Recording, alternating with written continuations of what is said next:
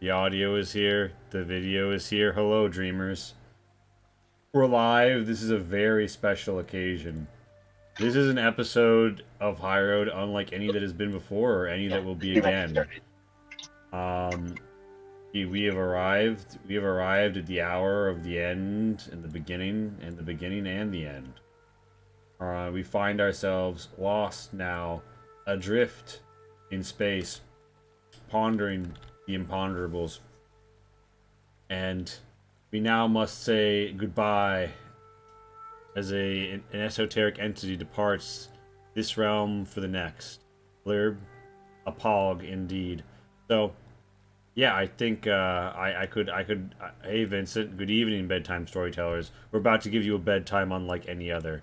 We're about to give you a bedtime story unlike any other. I guarantee it. I'm gonna hack this into the frame and then delete it right after. But I'm gonna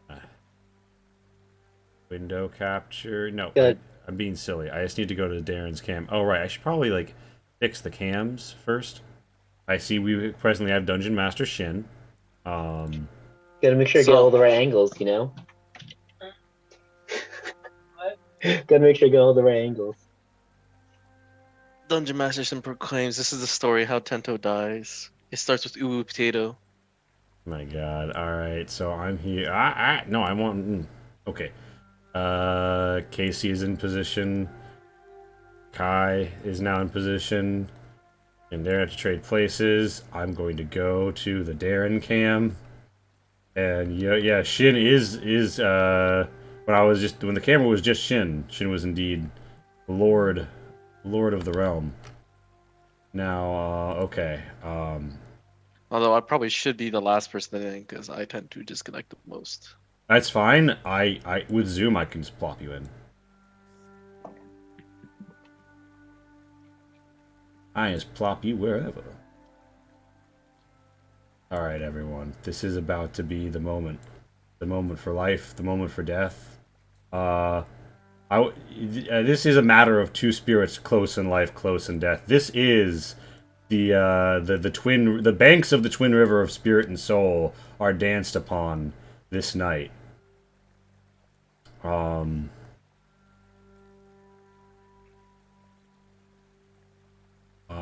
Okay. What are the chances? Is it a full moon tonight? But if it was, Kai wouldn't be here, right? There's a difference between a full and a new moon. Oh. So yeah, I think this is. Oh, it's 2 days away from a new moon. All right, so all I'm saying is there's an Do we auspicious have to wait 2 occasion days here. for a new moon? No, we're fucking this. I don't think there's anything. This is the closest we're gonna There's get nothing on sacred about what we're doing You here. gave me Let's the be dirtiest real. look when I said that. That's what we gotta do on a new moon. You gave me the dirtiest look. The full moon is a holy night, and then the new moon's the What? Wow! Shots fired in the group chat. other kind. Listen, we on here on Diesel Shot support all moons. Okay, so Darren, I poured one out now for our homie Potato. Would you like to share a little context about where we've been and how far we've come to get to this moment before we begin the proceedings? Yes, Potato. She was first born because I was bored, and I felt like I needed to do something silly for this Dungeons and Dragons game that's been going on for like 2 years. Amazing. And I came up with Potato. I don't know why I kept her for as long as I did. I think it's just because I just honestly forgot it existed for a couple of months, and then and then it just got funnier and funnier. Because look at it. How funny is this? Here, I believe Matrika, my girlfriend who lives with me, would like to say a few words about Ubu. Oh yes, please, Matrika, please share a few words. Would you like to say something about Ubu? Sure, I gotta say a few For the words. internet. Sorry. That You don't want to see your face? No, I don't care. I don't. Okay.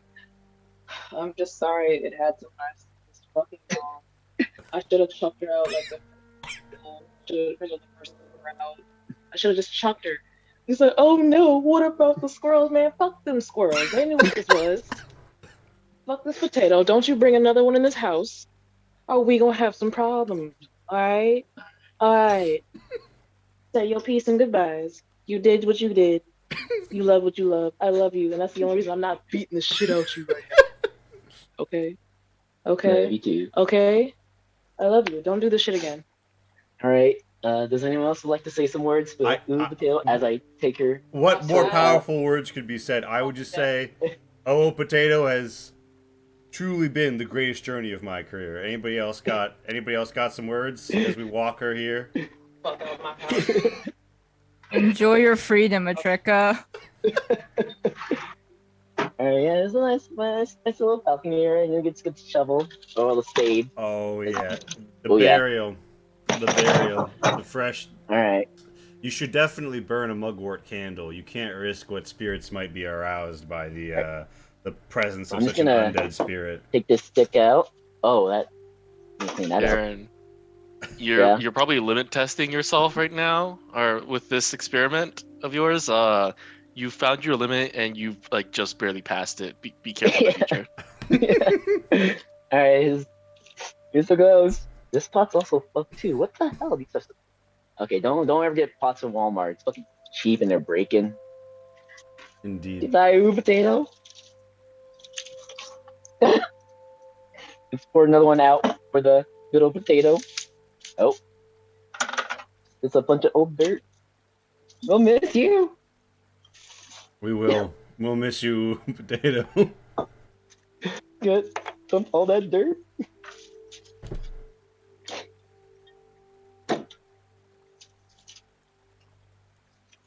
But yeah, like I said, I thought this would just be a funny joke that I would just get rid of in like maybe a couple months, but I forgot about it, and it just got funny, so I just kept doing it.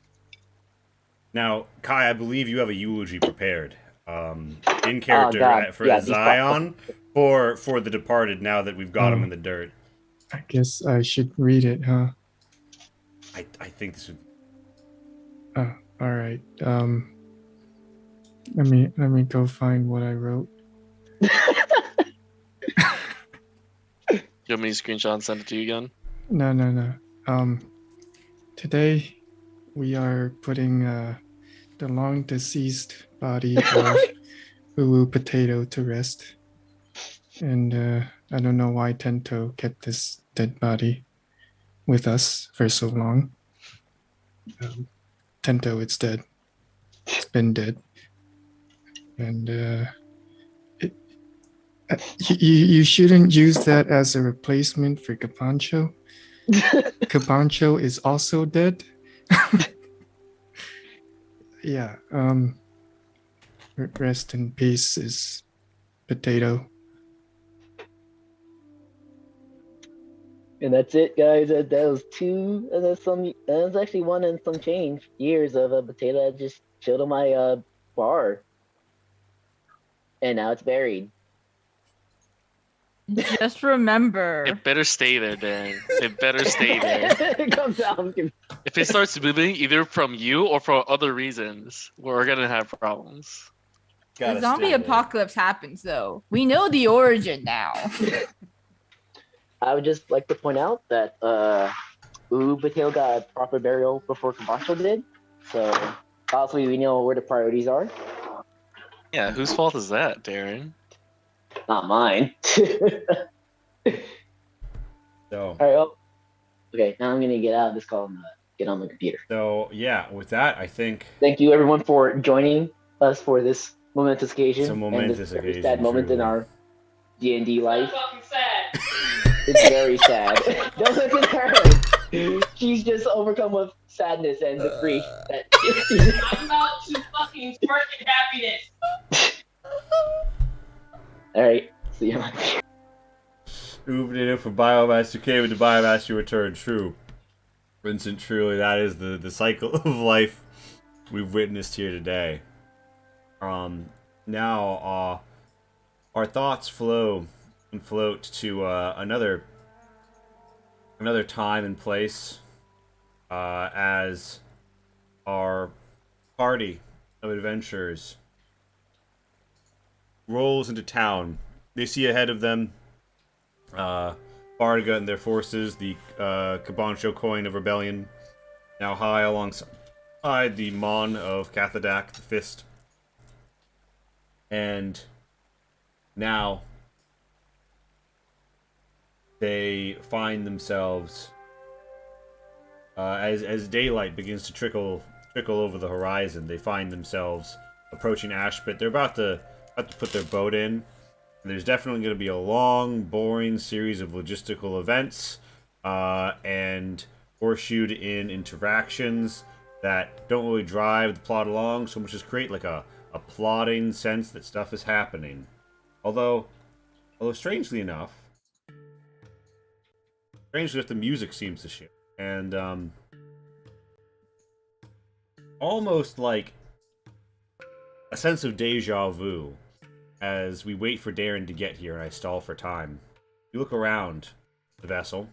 You recall that last time on High Road, you helped put things to rights in the village where you had the battle. And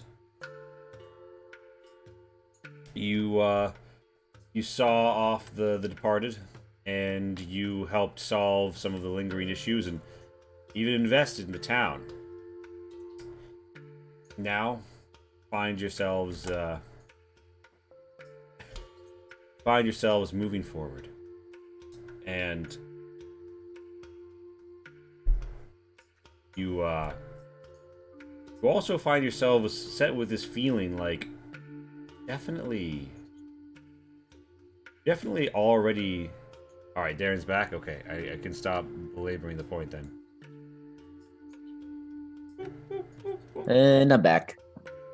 All right. And by the way, Casey, you're here, right? Yeah, I'm here. Okay. So yeah, you guys, the river happens, and you guys float on, and you feel. Wait a minute. Did we already land in Ashpit? And as you look around, something else strikes you as a little strange. Every blade of grass on the banks of the river seems to be stood stock still, but you feel wind on your face. Feel it like a suggestion of wind. And when you look down at the water, there's a ripple there. But a ripple with a red tide. As I did not know this is what this song sounded like before I clicked it, I'm not turning it off now. As you feel as if though the waters begin to shift, not even in a vortex so much as a shattering, as you feel your guts pulling you downwards, and a ripple, a wave in water overcomes you. You feel incredibly rested as this happens.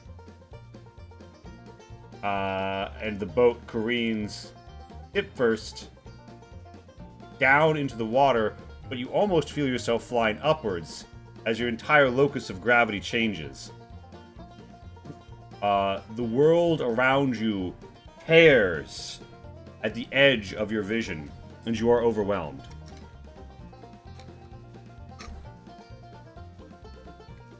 And then, in an incredibly rested state, you feel a lurching. A sudden lurching as if though the boat, flying through nothingness, is about to strike something.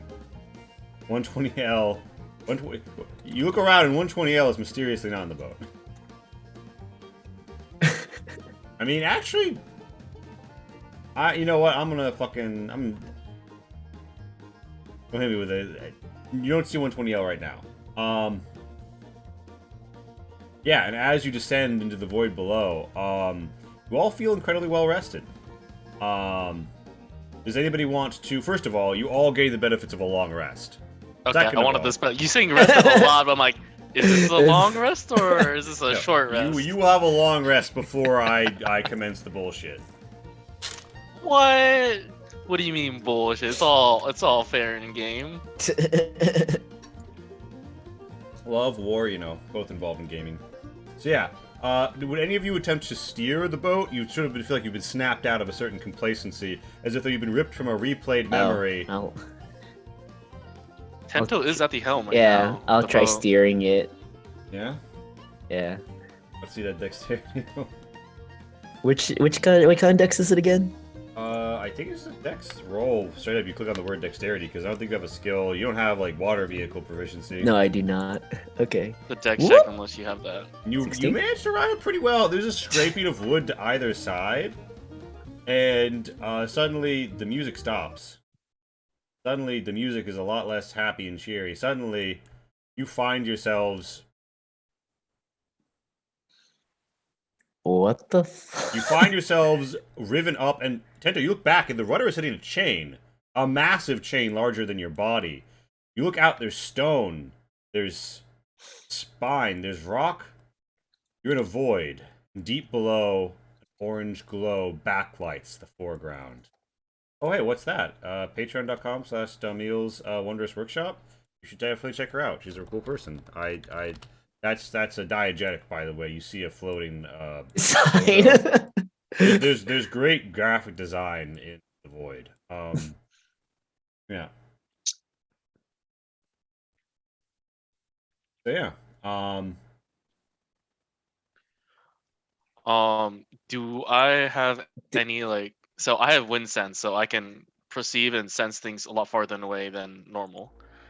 Is there anything like specific, like, oh shit's really wrong? I'm like, You're initially getting a vibe. Well, okay, so yeah, because here's the thing. One, you're expecting more wind because the air in this place is presently rather dead. But you're also, you look around. It seems that there's like an edge to this blue stuff, and it's not shaped quite like rocks. Give me your choice of an investigate or perception. Perception if you're just trying to like blast everything and get a sense for the terrain, or investigate if you're really trying to grope around for something you think might be a threat due to its shape, or if it's like a moving element. let's go for that. My perception's higher, so hey. Tinto's just gonna say, huh? Where are we?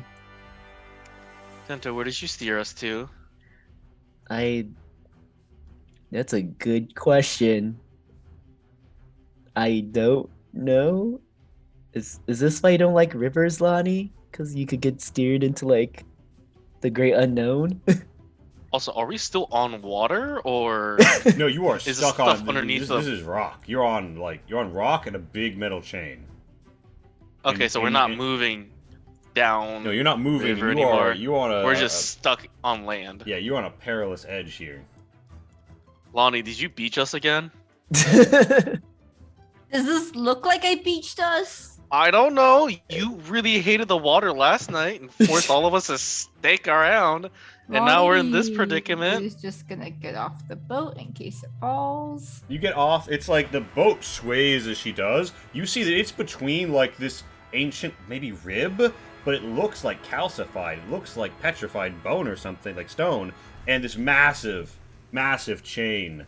And Orochi, as she does this, you feel there's not enough space around you, or rather, the wind might be dead out to a point, but it feels like you can feel over the edge of this, because you feel it up and down, maybe a line of some sort. There's something below, towards the lights.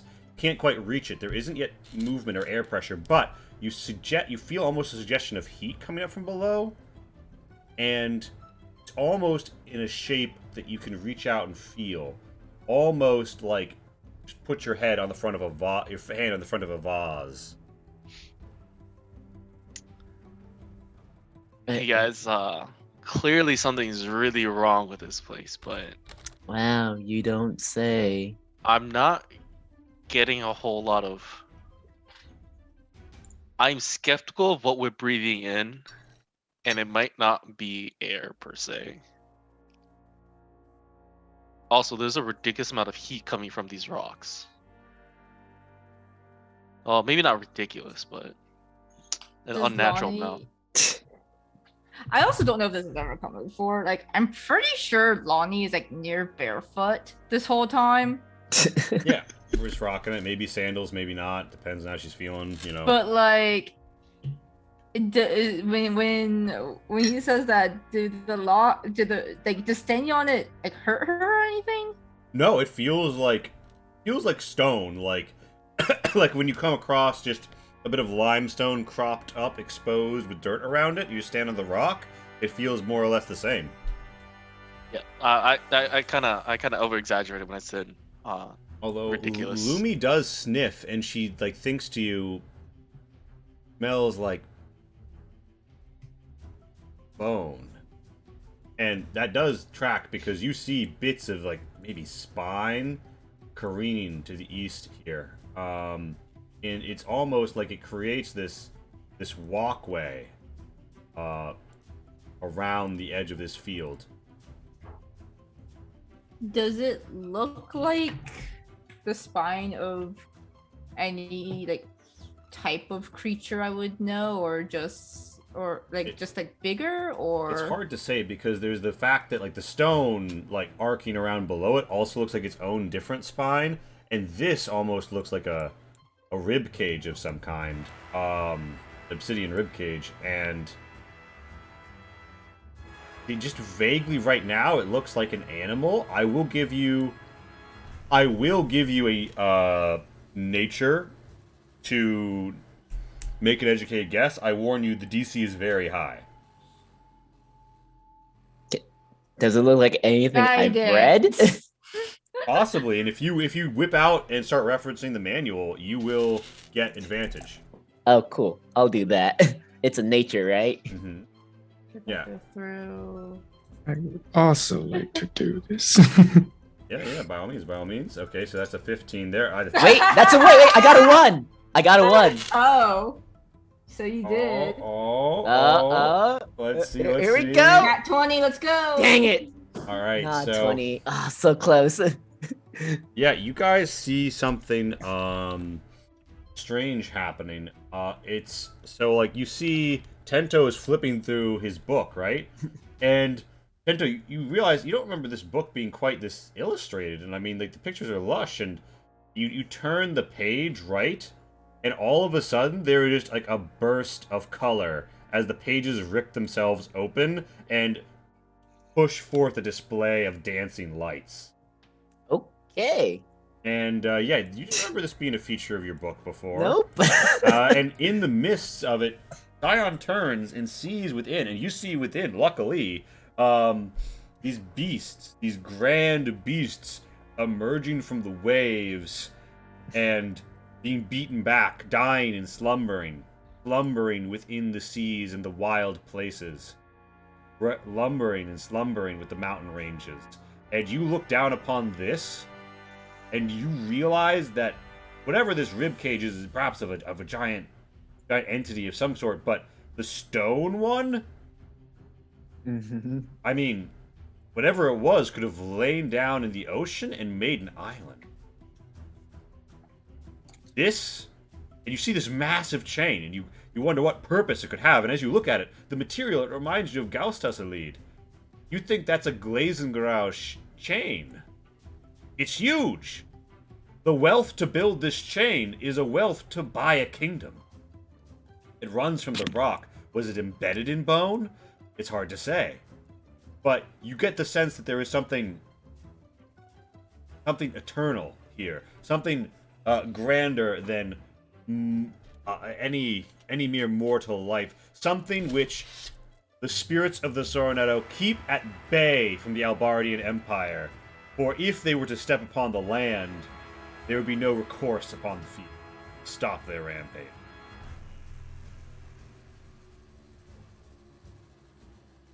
Is the book still like doing like magical stuff?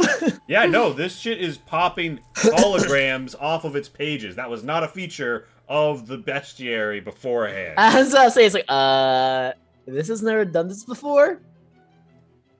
And Thoughts, anyone? Orochi, you sense something large move up at the edge of your wind sight. Move up as in like something's coming up from below us? From the source of the orange glowing lights. And that's coming from below us, right? Correct. And how precariously positioned is the raft right now? One bit is up, like in the divot of this chain, and the other is dancing on two upturned bits of spine. One of which is really like ribcage. One of which is like partially like puncturing the boat here. So it's more or less in place. It's not gonna be like slip off into the void? It wouldn't take much to knock it free. The main thing holding you is this puncture, and even then, if it popped over on the other side, it could easily dip. And the way it would most easily dip is putting you guys towards the orange glow and the abyss.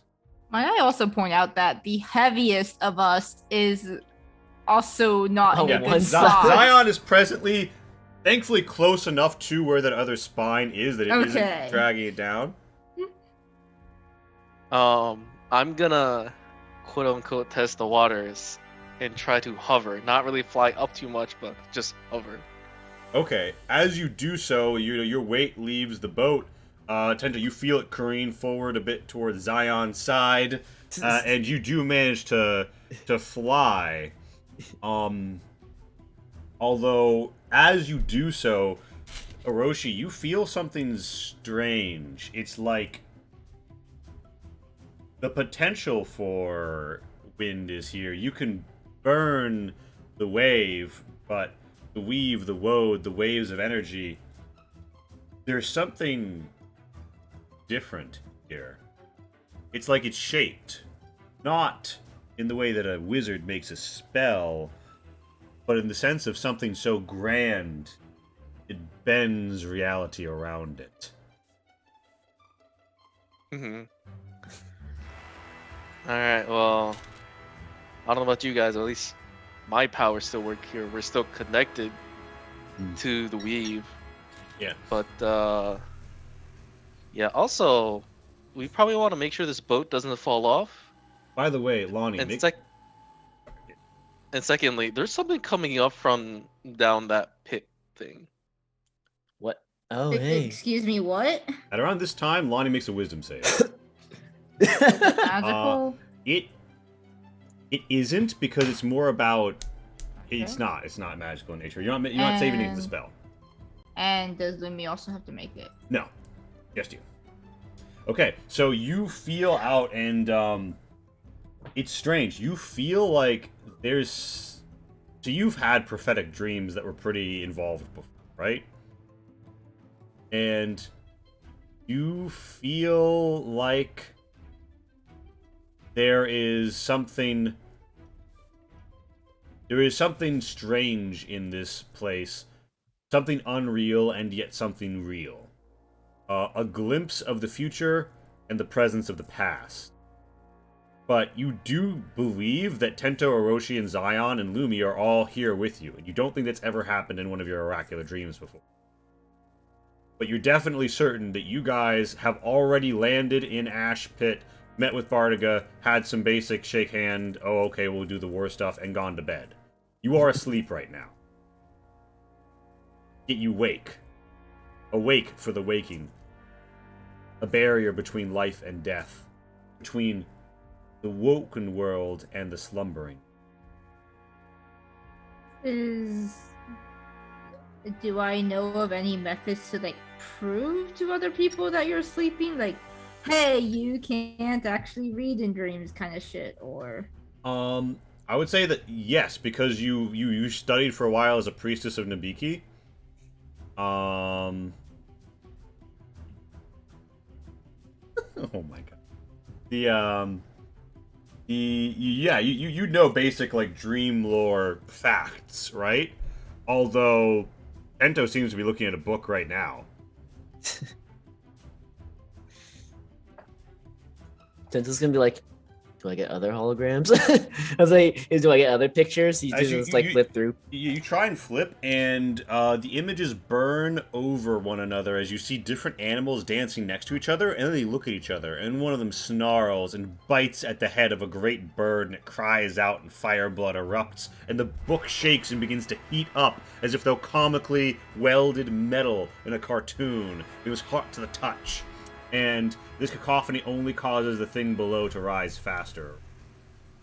Tento, whatever you're doing, you need to stop. Put that book away. I don't know, but that thing's coming faster now. What? I don't know what's coming up to us, but it's something pretty big. It's displacing a lot of air.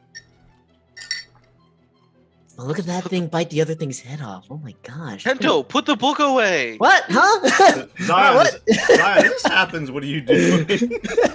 Look at that giant. Oh my god, is that blood? Why I'm is going. it like I'm going to that? Tento and zap him like I usually do. Trying to discern where we are. Okay. Tommy is gonna just try to peek at the book to see if there's actually any words at all. All right. So you're down a little, so you might want to get on Lumi to like get a view. Yeah. Okay, I'll stop. All right. So Zion, how do you are you trying to just like take it in, look around? Are you trying to like reference your knowledge of like the universe and like Arcana?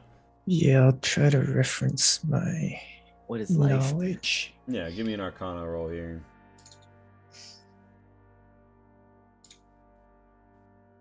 Okay. Zion. You pretty quickly come to the conclusion that you are nowhere. Your Yes. eyes detect nothing above you and nothing around you. Can't see stars, so you've not left the mantle of the dirt below.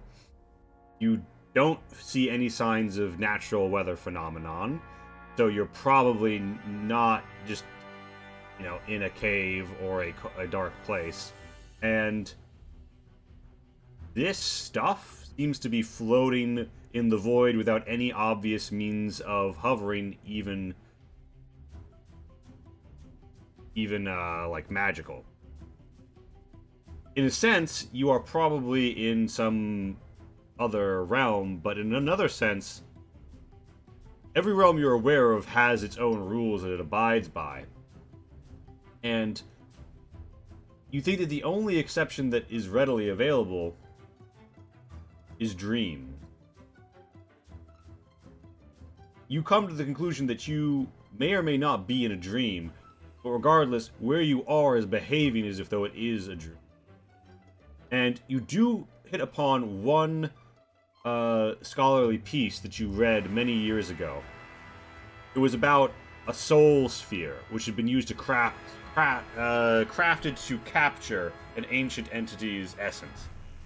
Within that sphere, it dreamed. And within that dream, there was, in sense, a reality. And one could astrally project oneself into it. It was both real and unreal. A dream, and yet not. This is the only instance. That's the only instance you can think of, and as far as you're aware, that sphere shattered 500 years ago. But when you look down at the orange lights glowing in the stone around, something about how it illuminates them gives you an old. So that's your takeaway at the moment. So you're standing on the boat thinking, Orochi is zapping Tento, who's playing with the book. Lonnie, you're trying to look up at the book. Right now, all of the pages seem to have bled together. You can't quite make out any individual letters. And they're pouring up into this light above, and there's a shake below.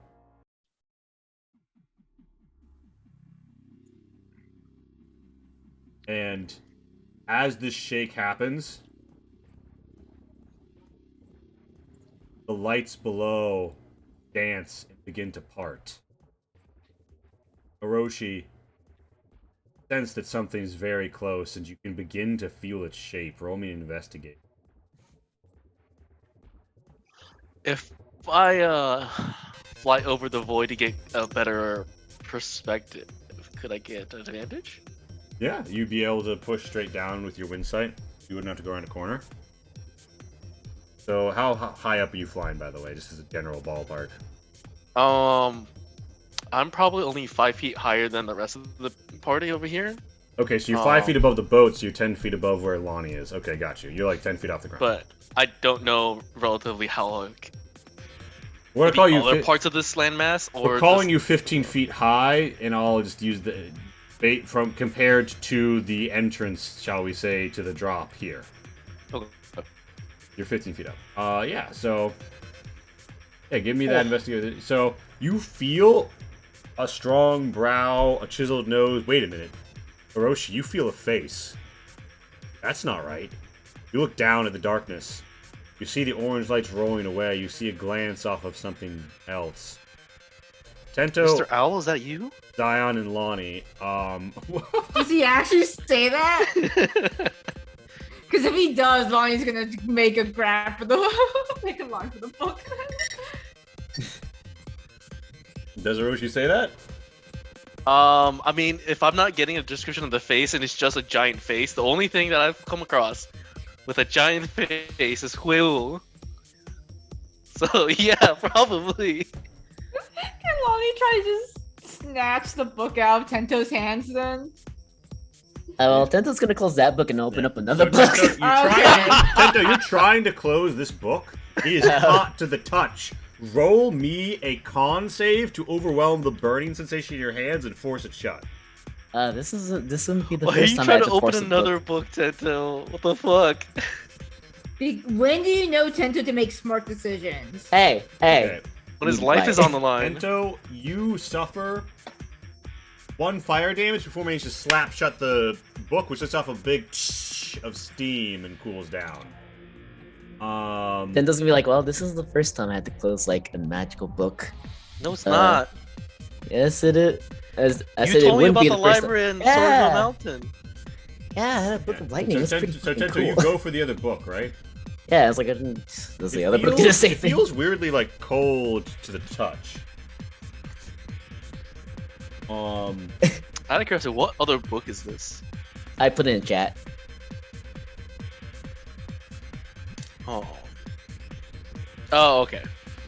He's gonna open up that one and Yeah. see So if what happens something is happens. you go for the book, right? Yeah. And you pull a comically oversized starfish, wet and drooping, from your pack, and its mouth opens, and you hear an echo, and it says, "Across the way from Tell, pleasure." And he throws that thing. He's like, okay, no. What direction are you throwing it? Towards the void. Okay. You throw it I towards don't the think I void. can. Can I? Give me a You're gonna dex. throw it at- Give me a straight up dex to see how far you managed to yuck that. Okay. Are you gonna throw it at Orochi or are you gonna throw it into the void? He just throws it into the void. It slaps. Okay. You throw it so poorly, it slaps the side of the ship, suctions on, and hangs off, and the boat begins to careen with Zion and Tento still in it as Lonnie's trying to look at the paper. Or like see some glimpse.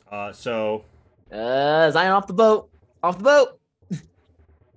I turn around like, no, save the boat, save the boat. No, it's dipping.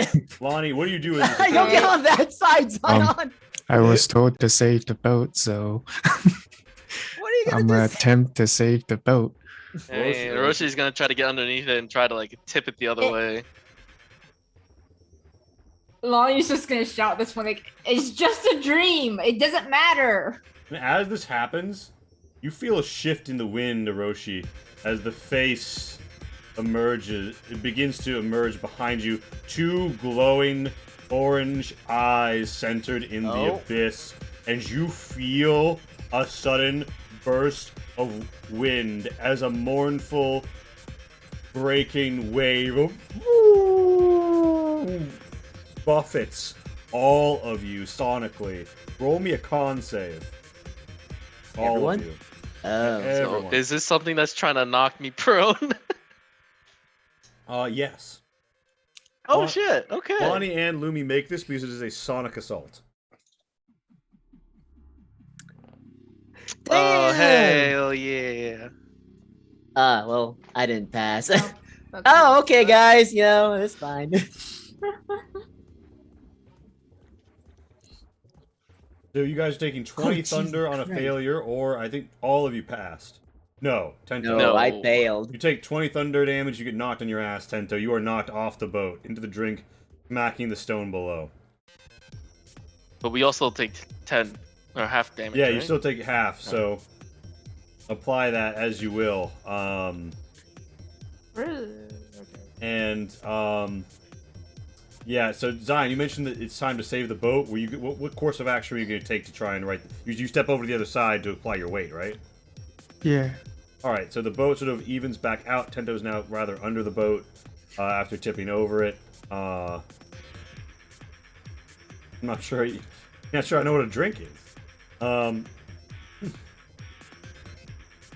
And yeah, so that's your situation. Hiroshi, you're flying up to the boat. What would you do once you fly up to the boat? Oh, I was gonna get underneath and try to tip it the other way. All right, Save the boat. You get under, you try and tip it. Roll me a strength check. Athletics.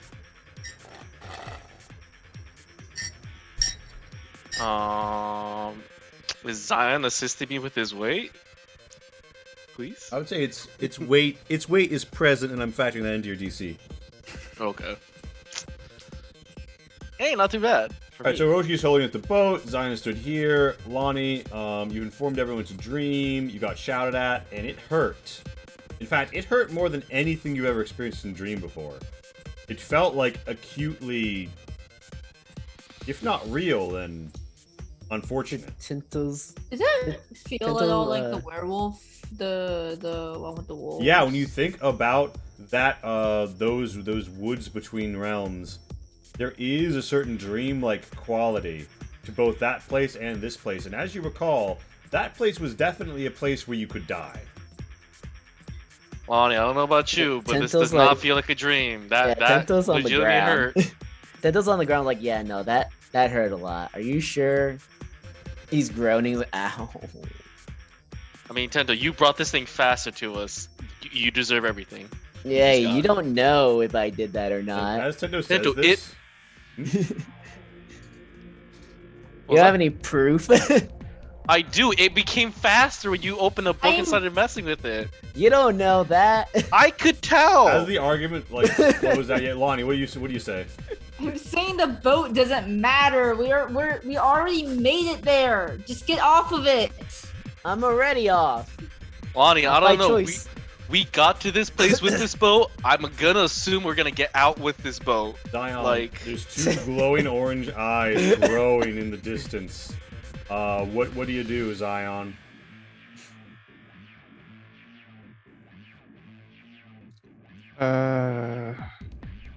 All I see is the glowing eyes, correct?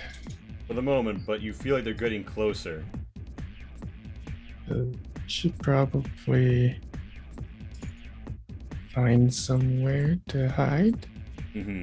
So when you start looking around to find a place to hide, that's around the time you begin to get a closer definition on the face below.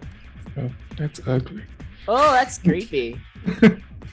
Mr. Owl, is that you?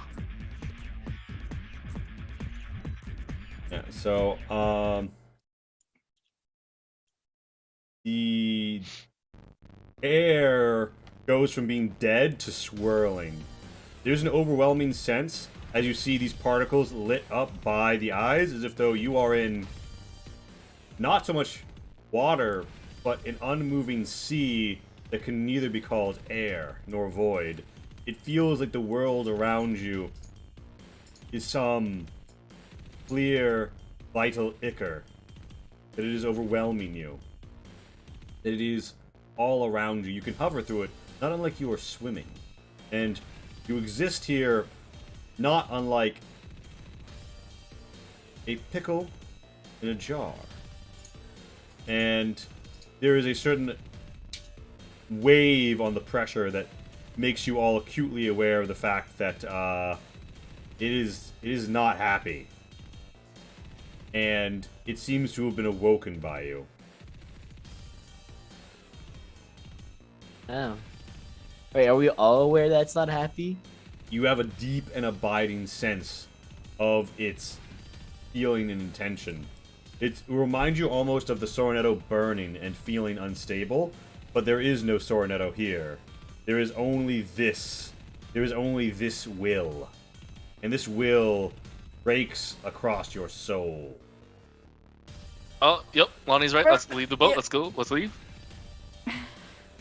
This thing isn't happy. Lonnie's gonna, now that everyone seems like they're gonna fucking leave, Lonnie's gonna make her way closer to the center so she doesn't get knocked off accidentally. Bear in mind, this rock doesn't go much further back. I'll draw a Yeah, little but edge. I can kind of see the shape of it, but yeah, she's just trying to center herself a Oh little wait. bit. So the edge of the map is the edge of existence for us right now. More or less, yeah. I like that idea. She'll go closer to the chain because that's something to hold Alright. on to. Back to the chain. Zion, you mentioned you were looking for a place to hide. Roll me to investigate. Stick Y'all just gonna leave me on the ground? 21. Zion, you think that some of these rocks near the chain and the floating like bone rock, something in there might help you hide. Although you also note that the eyes don't seem to be like following you, nor do they seem to have pupils. You wonder if they're seeing things, how they're seeing things, and that leads you to wonder whether or not the way to hide from this is not actually to visibly occlude yourself at all. And you see in the way that the particulates are floating around in front of you as the orange light bathes them, it's almost like you're in some sort of a substance, but it's an imperceptible substance without the presence of light. A certain light. Almost like unseen waves would ripple if you waved your hand. We should stop moving. I'm already on the ground. What? Stop moving. Does that include talking? Yes. Roshi's gonna, go on the ground and power it down. There's no extra wind coming out of him or anything anymore. So would have sucked if I could control that. You step down, there's a... And you guys are all positioned. Lonnie, are you on Lumi or are you just next to her? I think I would have gone off to kind of bring myself lower to the ground. Yeah. Alright, at around this time, you guys see fingers crash up around the chain and rock as there is a sudden burst. Burst of air. What would your plan be at around this juncture? Those giant stone fingers jut up. You are smaller than that's its weird. knuckle bones. Orochi would get ready to just dart out and try to be a distraction and fly away from the party. I'm just gonna get up and like observe it. Tento's not quite sure what he's looking at. He just knows that he probably shouldn't get close to it. Lonnie very is... Like, Tento, silence it, don't move. What are you doing? Yeah, Lonnie is kind of thinking herself as like a mouse in front of a cat right now. It's like they only see movements. Okay. T-Rex. Completely false. So everyone who wants to just like fully still themselves has to make me a wisdom save. Oh god. And Hiroshi, what's your condition for darting out? I guess if the hand starts accelerating towards us, in the sense that like I'm assuming it's gonna move towards us. That's not gonna trigger it, but if it all of a sudden like speeds up and seems like it's gonna slam something, then I'm gonna try to fly through its fingers and go past it. So Yeah. it doesn't, like, instead of slamming, it would just like try to catch Okay. the fly in the air. To Zion. I would like to go into Century's Rest.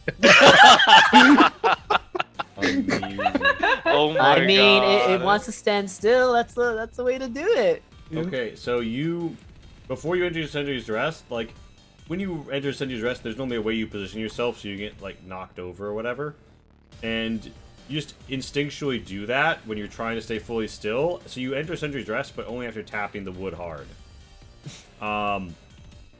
And yeah, so you're centered up. Lon, you stay stock still, but Lumi lets out a growl and like put goats into a low stance, knocking some pebbles. Hiroshi, you think the hand is about to yoink. The yoink? It's coming forward. It's about to come crashing down. What do you do? Oh, then I'm gonna try to like fly up I guess maybe not up, but fly to try to get past its fingers and try to stop its motion of coming down into a grabbing motion. Okay, give me an acrobatics. As I'm flying out, well, first the question: is this trying to make me prone? No. Okay, I didn't think so. I just was kind of wishful thinking. As I'm flying out, I tell everyone, "You guys are really bad at not moving." Amazing. All right, so you dart out. You dart out through the fingers, and there is a shattering of the rock below. The rocks fly up and smack the boat. The boat's hull cracks in half, and it begins to fly off in two different directions, one of which with an inert Zion stood on. Oh my god. Orochi, good news, Orochi. Not immediately squashed. You So hold person will work on this thing, right? you need to hold something, I tell you what. Hold city block. The whole city. I'm not even hold monsters, like hold divinity. Basically. So, also, can we just take a moment to how expertly buffed these nails are? Like, they're gonna have to go back to the Gosh. salon after this, okay? Y'all ruined in their last mani-pedi trip, okay? It was recent. So, yeah, at this juncture, you see two, like, the eyes flare up, Orochi, and an additional glow seems to overtake them. And you see, like, a gathering of energy in them directed towards you. Guys, either really stop moving or I'm gonna get blasted out of the air. I really need y'all to What the stop fuck do you- moving. You're the one talking and moving You around. stood up! You flew to the other side.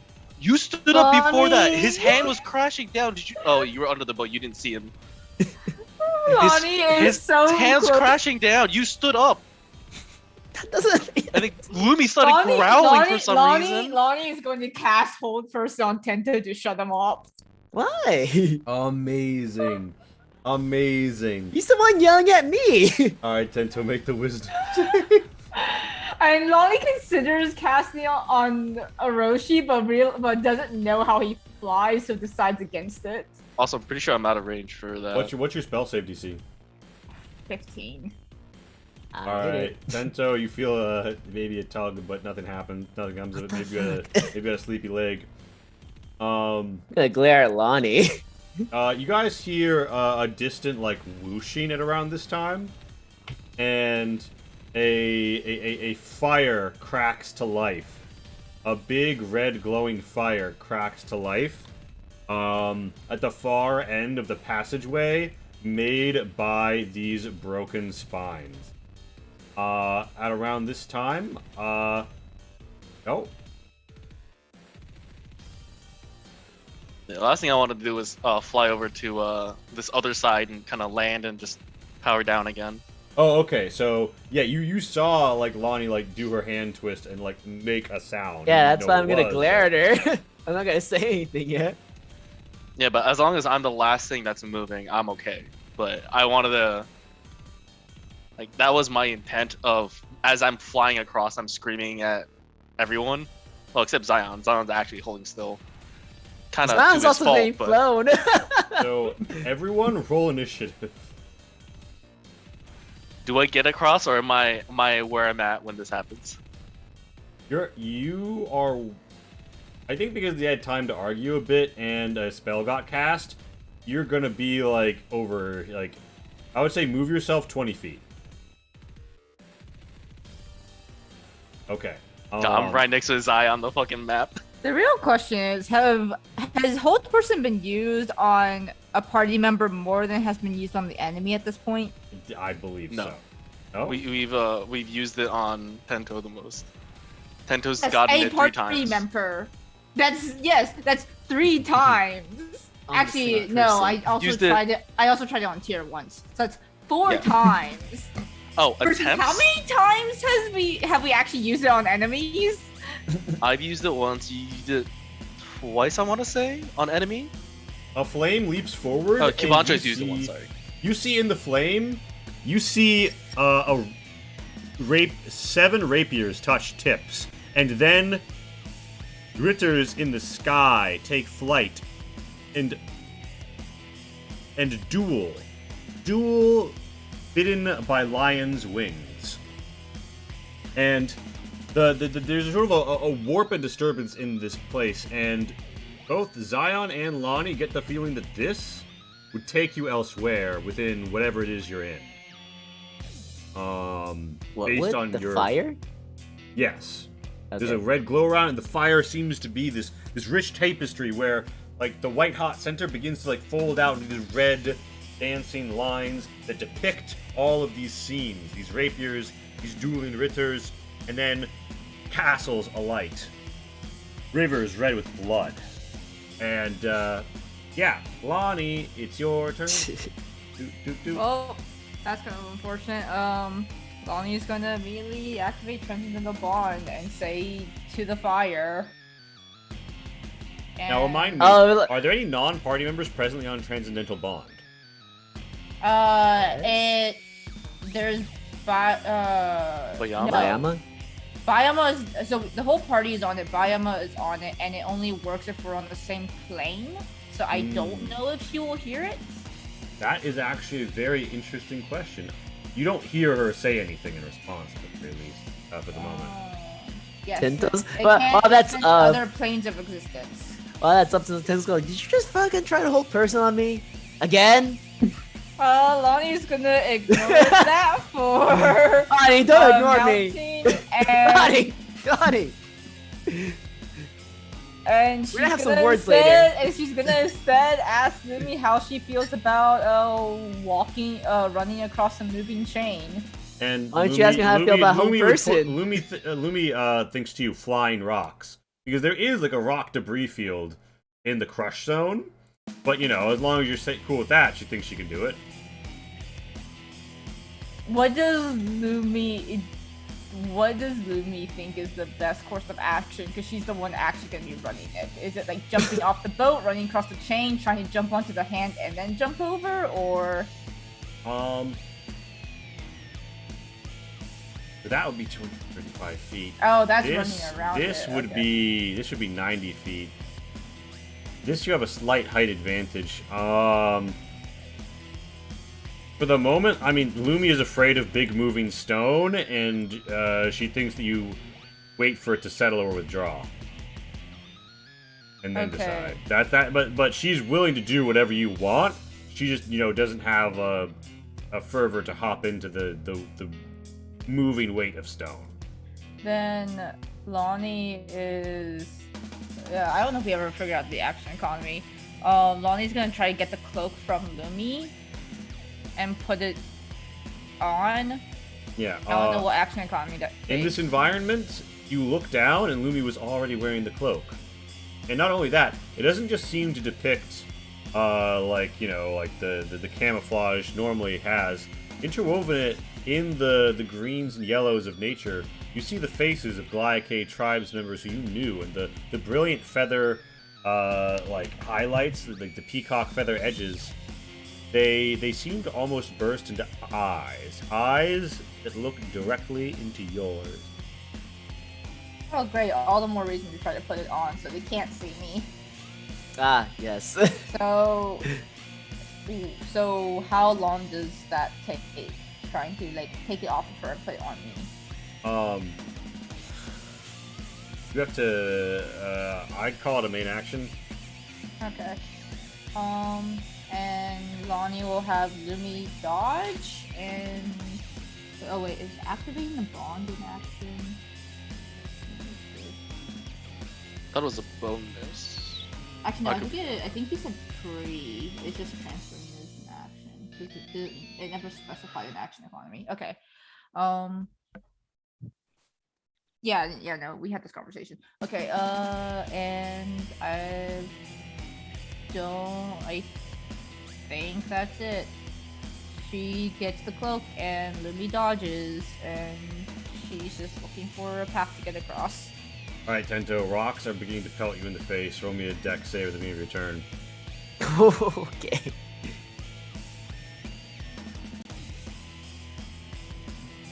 Dex save. You expertly twist around them. They're no threat to you at all. What do you want to do? Lonnie said go towards the fire, so I guess he's gonna go towards the fire. And how do you? There's presently a huge fist that has just like crushed a bunch of rock and such in front of you. How do you want to navigate? Well, first off, There's flying rock all around. is the gravity like? Are we lighter in here or not? When you reflect on it, Question. in the gut twist of the moment, you don't feel as light, but it does feel like something's holding you back. Hard to say. If you had more time to study it, you might have a better answer. But this is a 6-second decision. Yeah. point. Okay. He's gonna start heading towards the chain, seeing as that seems to be the best way to get there. All right. So you want to hop on the chain and make a run? Give me Yeah. acrobatics.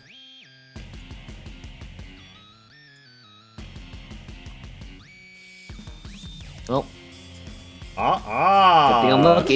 You luckily, as you're like eating shit, one of the rocks rebounds and pushes up your knee to helpfully boost you up onto the chain. Like, thanks, rock. Yeah. And managed to get, you're gonna dash on this, I'm assuming. Is this rock Yeah. so high? Well, actually, you Well, can that's- double dash on this because you can get 25. Yeah. So that's You get 25, you can get 50, you can get 70. Yeah, I did Yep. get across, right? yeah. I'm gonna try doing that. All right, Orochi, it's your turn. The Alright. rock so high saves Tento Senpai. I'm gonna scream at Zion like, hey Zion, can you move from that state? Are you stuck in there? Yeah, I can move. Alright. I can see and move as no. That's cool. Well, I mean, I can just get out of it and move. Yeah. Oh, it's just a little too far. And these two bits of boat, by the way, are like flying like out into quote unquote the sky. They're flying up and away. Oh. They're like Oh, mid-flight right because now. of the force. Yeah, the force of the crush.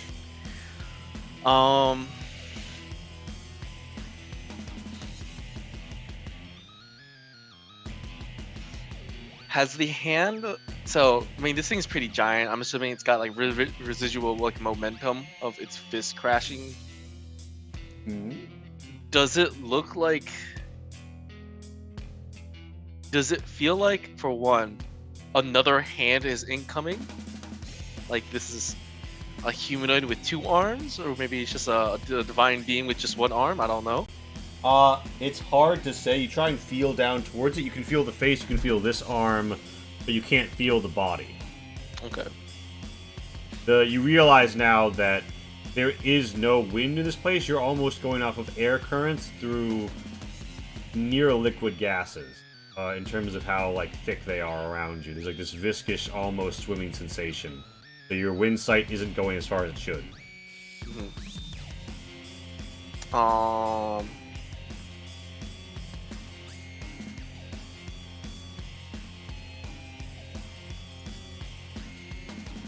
Okay.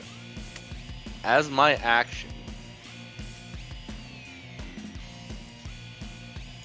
I am. Fuck it. I'm going to do a wind blast downwards, but not to hit its face, but to go like the space between the arm or the hand and the face. I'm not particularly trying to hit the thing. I'm just trying to, like, I don't know, be the fly that's a nuisance and have it come towards me. Yeah, make an attack roll.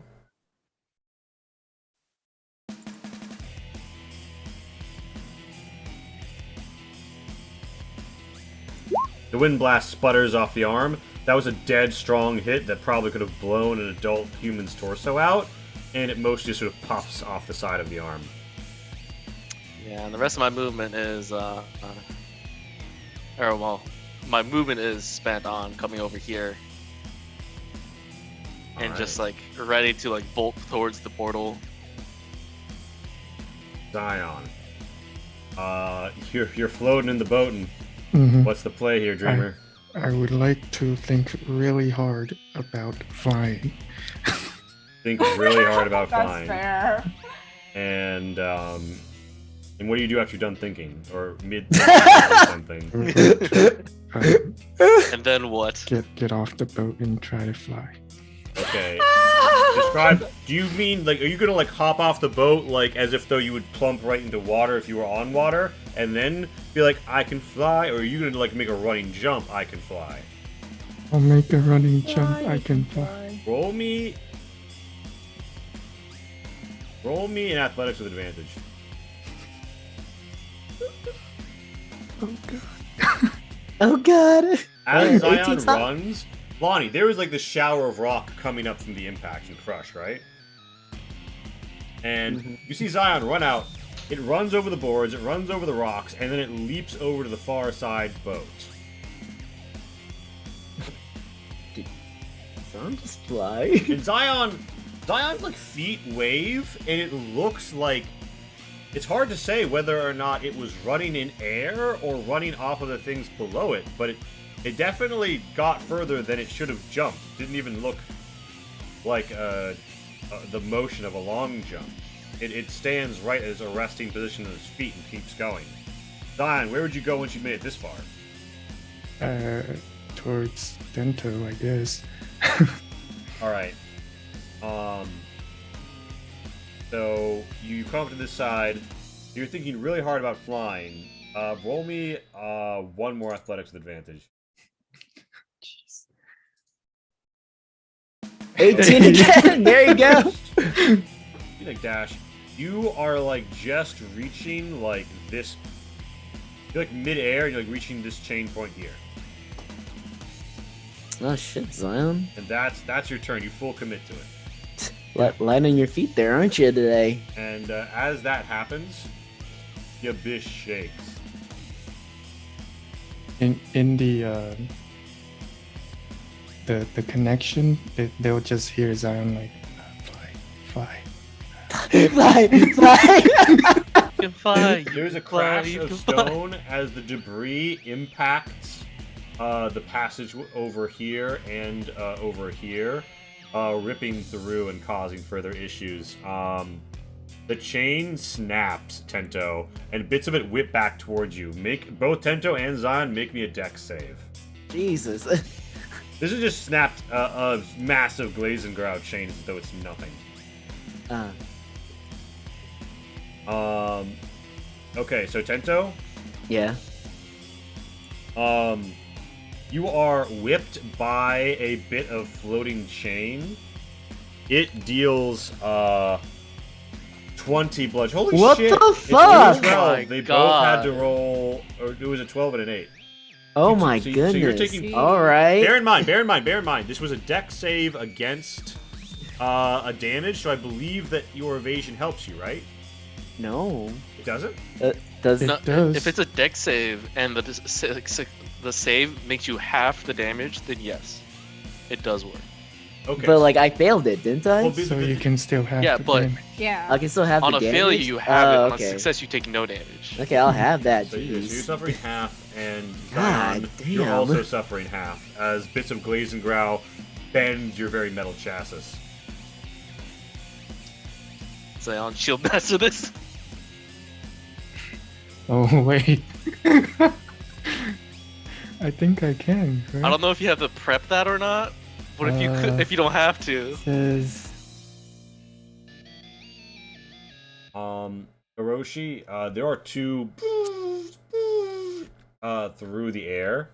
One of them, okay, so yeah, You're- I can use it, Shield Master, to take no damage instead. amazing, you take it all on the shield. You raise your shield Oh to my whip that by the chain. goodness. Amazing. Are you on something, Lee? Because these rolls.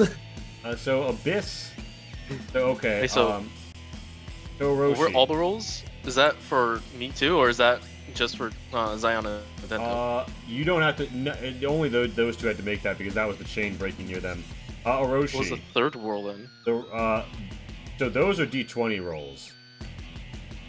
Mhm. Those are the shots against you. One was a 20 and one was a 30. Now 20. Oh. One of them blows out the rock near you. However, it wasn't enough to kill you. That's good to know. Or rather, it wasn't like it blows out the rock near you, basically. The crit, however, does successfully hit you. Mm-hmm. So normally it's 2d10. Oh, I thought you were gonna be like Plus, fireball level of damage. Plus 5. But there's an additional 2d10 in that. So you're suffering 25 damage, force damage. As the beams condense, shoot through, and it seems like the gas you're surrounded by is activated, and the force just rips through. Jesus. Yeah, so that's the Abyss's turn. The fire crackles and dances, and you see twisting wooden stairways. They remind you of Sorojo, Tento. You see fire overwhelming it. You see passages upwards. You hear the desperate songs glimmering off the reflections in the fire. Both Zion and Tento do. You're close enough now. And it strikes you. What? It strikes you in the soul. Tento and Zion, both give me a charisma save. Yes. I'm honestly very good at these. You are both entranced by the inspirational music, and you feel as if though you must rush to defend Sorojo through the flame. Lonnie, it is your turn. You're not having a weird time with the fire. The chain didn't snap you, but the chain is snapped on the far side, so you know it's not going to be in place forever. The rock is still going everywhere after the fist clenched. Lumi did not realize this was going to happen. She's like, ruh-roh. How high above is the boat? Well, at this juncture, the boat has flown up a bit further at both ends. By this time, it's like 20 feet up, maybe. So it's above us. Yeah, but if you get on the chain is huge. 5, maybe 10 feet at the twists. So I think that you could jump over to the boat if you made a big fucking leap, but there's rocks flying on as well. I mean, it's above. It's above. Let me put it that way.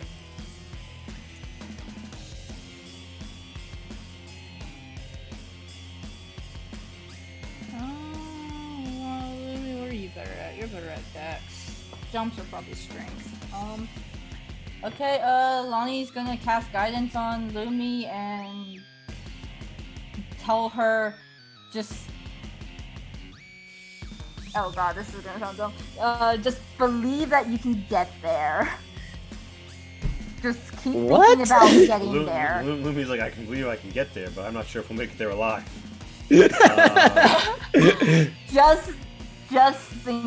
Just focus about getting there and see yourself getting there. Bonnie, make me a religion with advantage, because as a priestess of Nabiki, you were trained to lucid dream.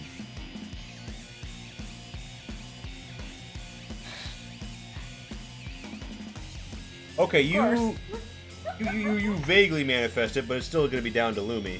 Lumi still gets advantage on her athletics. And where do you have her do? You have her leap for the boat and then across, or just try and get across?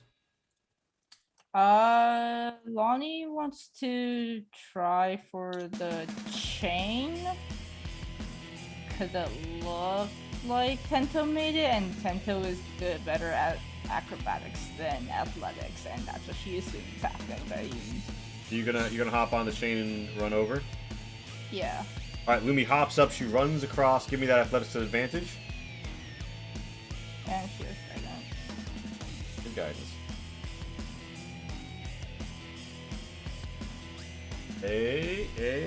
All right, 19. And specifically it's jump 21. off once we're above the rock. Yeah. So the You chain, jump off. So we're not on the chain. You jump off. You're no longer the rock, you're on the chain. You make it. That is everything. All right, Tento. It's your turn, Toe, and you feel as if though you must reach. You must repel the attackers, and you must defend Sorajo Keep. So How do you do this? I guess he's gonna pull out his pure meld and start. As the bonus action, do holy breath. And just roll the wisdom. It's a 12. Please God. Thank you, Orange Jesus. And you begin to something strange. A yellow light, almost like a liquid electricity, forms around your blades as you breathe in the element of this place. Your blades take on the pure melds shimmer as if though it's focus of a heat-born mirage. There's a strange expansion in your lungs. You breathe in the power of this place. Does it hurt? Not yet. Not yet. Okay, that's good to know. Not a no, but a not yet. I guess he's gonna go towards the fire now. Ooh, blades out. Boop. And he gets up to it, and I guess touches. I'm not quite sure what to do after this. Touch it? Yeah. So you run into the flame, Yeah.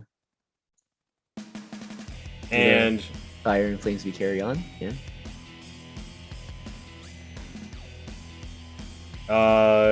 yeah. So you burst into the flame, and Tento bursts into flames. You see a spectral, flaming version of Tento run out the other side. Tento, you have quit the field for the moment. Hiroshi, you saw that happen. What do you want to do? Yep. I'm gonna assume everyone's gonna follow suit. No one's gonna stay behind for no reason. So Roshi's gonna spend his action and his movement to dash into the fire. That's a pretty big assumption there, buddy. Yeah, have you not hung out with this party? You see Hiroshi. No, I have, and I've come to the We're conclusion: only if you're not gonna want to be saved, then you're gonna get left behind.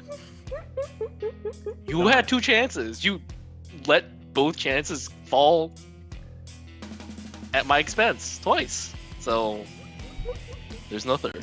Someone sounds a little bitter. Just a little bit. Maybe it's a carryover from Kibancho, because it happened to Kibancho twice, also. Just a little bit. So Tento's run up. Zion's Orochi flew over, although the bit going towards him is like broken up. So run, that would be bad. Zion, what do you want to do? Can I grab both Lonnie and Louie?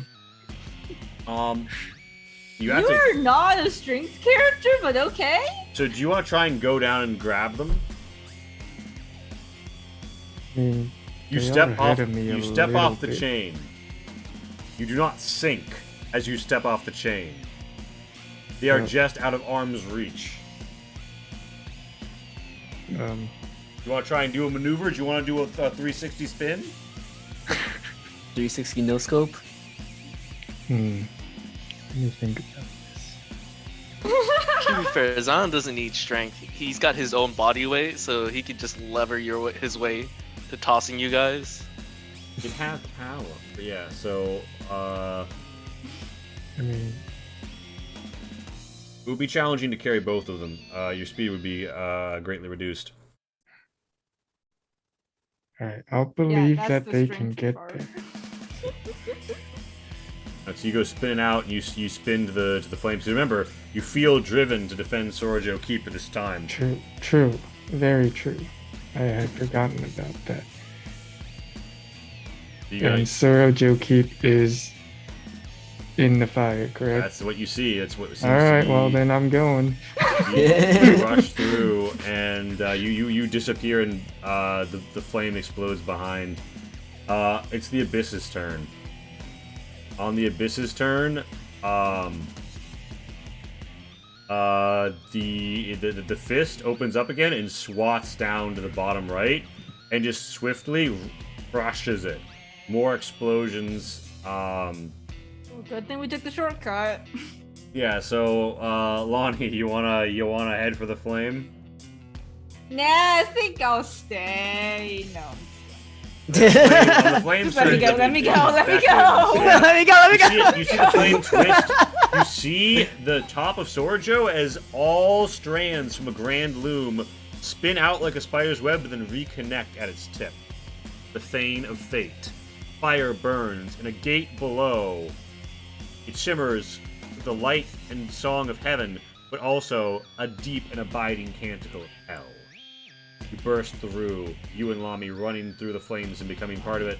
All of you fade as after images in the flame. You can still see from your burning visages, and you see as the face careens down, rips apart this land and descend. And yeah, a fun phase battle map from Demille's Wondrous Workshop. That was fun.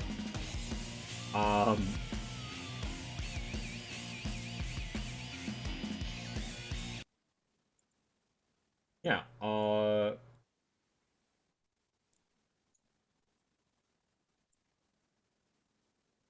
you emerge from the flames.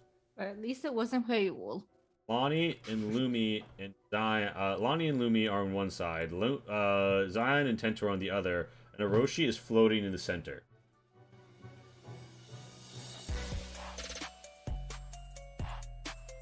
You see two parallel paths which can join, intersect, twist apart again, and then go. These are stairs like the ones in Sorjo Keep, although it's flame and void all around. Yeah, because I haven't moved you yet, because I'm an idiot. Sorry. Oh, this is what you mean by sides. Do I have any more potions? I think I'm out of You potions. see, on another, there's a stairwell, right? And you're not quite sure where up and where down is as you puzzle at it. It seems to show an ever-ascending twist off to the side. And you spy, with the flames there, 3 Makos. Nope. They seem confused as they look at each other, and Mako von Glauser says, "Wait, which side are we on?" As Mako Evu says, "Why, the side that hired us." And Mako Mori says, "Oh, but what side hired us?" Why are they here? You don't know. They seem to be wondering the same thing. Meanwhile, you see a burning visage in the flame. A woman, rippling with muscle, blood from her bandaged eyes, blade slick. She stands at the top of the stairs. A body nearby. A body deep. You see in the flames a man in poofy hat crash to his knees and cry out, "Sister! I will!" And it cuts. The whole thing enraptured, as if though gone up in a single spout of bellows. And with all of this twisting around, you look at each other as if though in several moments trapped in time, encased in amber. This place doesn't feel very full of air, spinning with a certain presence.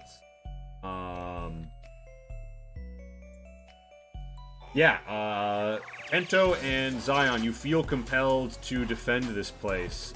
Orochi and Lonnie and Lumi are just kind of here. You also hear a cry, and you see Griffin. And on the Griffin's back is none other than Herr Anselm van Bien zu Hochland. Okay. Is there a shorter name for her? Is there a nickname? Yeah. Like a name tag Can saying? we just also call known her as- her? Call me Anselm. Call me Anselm. Is that Is that the same Griffin Rider or? Yes, it Yeah. is. You see, he bears the Mon of the Duchess. Oronin no longer. Thank And he gosh, he's got a holds- shorter name. He holds aloft the Heart of the mountain. rapier known as the Aperture of Justice, a star steel rapier, glistening in a purple-framed umbral black speckled with white dots, burning with a distant flame akin to the stars. He swings it out. You see it is already slicked with blood. And Zion and Tento, you feel as if though Herr Anselm might be your enemy, but he's not the enemy. And Masako Magnilde Moltkai, she's not the enemy, but she is with the traitor. And the more that you think about it, Zion and Tento, isn't everyone who's not with you against you? Both of you can make a charisma save again. That's some solid logic right there. You still got that whole prison spell. Oh God! Again. Why is it that we use it more on ourselves? Darn it. Damn it! Zion, God! you're like, God. that Scratch doesn't that. make Why do we sense. use it specifically on Tento? Why couldn't you just roll one less there? Tento's I know, blades, right? Tento's pure melds as he breathes in hate and anguish and suffering flow the red of 10,000 damned wrathful suns. He is wielding like spouts of flame at this juncture. Oh, by the way, you're a distant name. As you see, like trapped in the stable at the lower platform, visible here through a twist in the MC Escher stairs, Donko. Not Donko. Eddie Murphy, no. Mako, and Donko. So they had Eddie Murphy all this time. I knew it. You should never trust those bastards. Yeah. So, at around this juncture, Lonnie, you've stepped through the flames, you've taken this shit in. You've recognized some faces, you've definitely not recognized some others. How you feeling? What's the initial reaction here? Lonnie is trying to figure out who brought us here this time or what triggered it this time.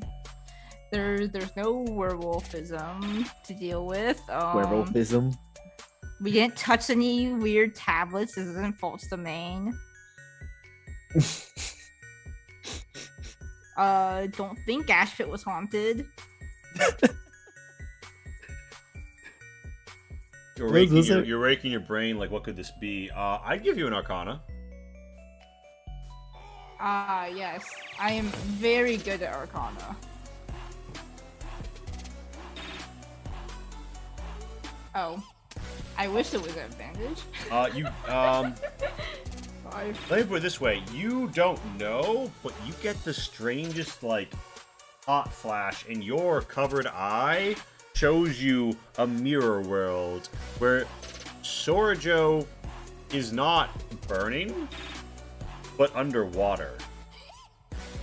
And a great dragon moves through the waves and gazes down upon a circle. From above, the circle peers into the canticles of hell. From below, a passage to the heavens. And then, that mirror shifts, and it is shadow. Get the sense that someone you know meditates. It is just an apparition of an instant. But you don't go closer to knowing why you're here, but you do feel as if though you've seen a glimpse of truth. So, yeah, Orochi, you fly in the middle of this. There's hot air rising all around you. It's another dark void with flames and such. What are you gonna do? Just a small recap. For those who are not afflicted by the I must defend my home illusion? Charm? How do we feel about Air Masako and then Air and Salim? So, Masako, you've never seen neither of those people in your life, Orochi. You don't know what to think of them. One of them is definitely a Hoshlander. That's definitely a Griffin Knight. You know the Griffin Ritters are in the service of the Duchess. You're not a political person. You don't give a shit. You don't think the Duchess is with guys. As for who this person is, you've never seen her in your life, but there is something about her stance and the way that she twists her feet as people like step on the wood. Roll me an insight, actually. You get a vibe, but you need to confirm the vibe.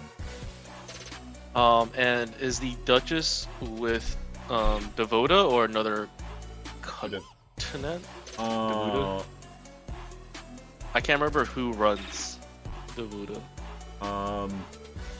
Devoda is... Hold on, I can pop over to the global map? The global map real quick. So... No, so she is opposed to the Phoenix, the young Phoenix, who rules Devoda. That's who it was, okay. Basically, the scuttlebutt, even before you got taken, was she might try and gun for it, because Devoda is the seat which controls the right to vote on the new emperor. Whoever holds it gets to make the vote when the vote comes. So yeah, okay. She looks like a warrior, and she's got a blade drenched in blood already out of the sheath. She stands in the flame, but she does not... It's hard to say. Does she not fear it, or does she not know it's there? I'm going to move... These 20 stairs feet are this all, direction. for reference, vaguely ascending. Yeah, okay, you fly over vaguely towards the Makos. And I speak out to Masako, and I say, "Hello there, friend. Are you also trapped here, or are you here by choice?" She turns out to the sound of your voice, and she levels her blade at you, and she says, "Choice! There is no choice anymore. Battle is met. Are you her brother? We have to get both of his little bastards. I have no siblings. I don't know who you talking. And you are not my quarry. Leave this place if you are no enemy of the Safu." And she sort of twists around, and she looks like she's trying to find you, but she's confused by something. Roll me an insight again. She's blind. Yeah, I mean, there's the token with the look, covering the blindfold. eyes and the, I can't feel you, but I can hear your direction. Yeah, no. Like, I think I picked that up. she's definitely blind. Oh, I really picked that up. Okay. Yeah. You really picked that up. Not only that, she seems to be very afraid of fire. Like, she's trying to tense away from fire. She doesn't realize she's surrounded by it, coming up all around her. Man, we would love to leave, but you're currently blocking our way. And she simply replies, "There's only one way through on the battlefield." Just to clarify, the space between these boards, or these stairs, it's just a 5-foot gap, right? The 5-foot gap at the closest points, 15-foot gap here, yeah. Okay. So I spent 20 movement to get up here. I'm gonna spend You're zipping around. 25 here, and I'm gonna do a. Oh fuck! I'm not having a good angle. What I'm trying to do is do a gusting wind so that I'm not throwing this person off the stairs, Okay. but trying to throw her down the stairs and hope that. Yeah, you're positioning to potentially gust her. Zion and Tento. Zion first. You see Tento's blades have gone like hot red, and people are moving around. What's Zion doing? Tento? What was the feeling I'm having at the moment again? You Everyone's an feel enemy. like everyone who isn't with you is against you. And if you don't kill everyone who's against you, Sorajo will fall. And if Sorajo falls... Roll me a wisdom save. Ooze potato sacrifice would have meant something. She's still buried outside. It's fine. If Sorajo falls, the Jumaki's great cause will have all been for naught all these generations, and mortal hands will steal the keys to heaven and the jaws of hell. Tento yells, "Protect Sorojo!" There was And I'm there's a roar in the flames as if there were a chorus of battle cries agreeing with you. Since these people aren't with me, they are against me. Tento. Scout? He's obviously very red, and he's about to go up to the His lady blade- who's in the way. His blades are encircled in fire, and she twists her blade and she says, "The Jumaki, what a pity! I was the sworn What? vassal of a mad lord." Does Lonnie have time to get... When's the earliest time that Lonnie can get off a horse first? We're gonna enter initiative after the 10-minute break, but I think Oh my god, it's already 10-minute break. we're We a only minute got out. 1 minute left. Oh, in that minute, Tento's slowly gonna dash to the blind lady. Alright, you're dashing up. You're dashing up. Oh, bonus action dash. Go. Whoop, whoop. Does it look like? I mean, What it looks obviously, like is as the flames dance, you see like the smoke like flash in your eyes, and then in the tendrils you see 10-minute break back at 10:40. Alright. On the dot. Alright, we're right back. Perfect transition.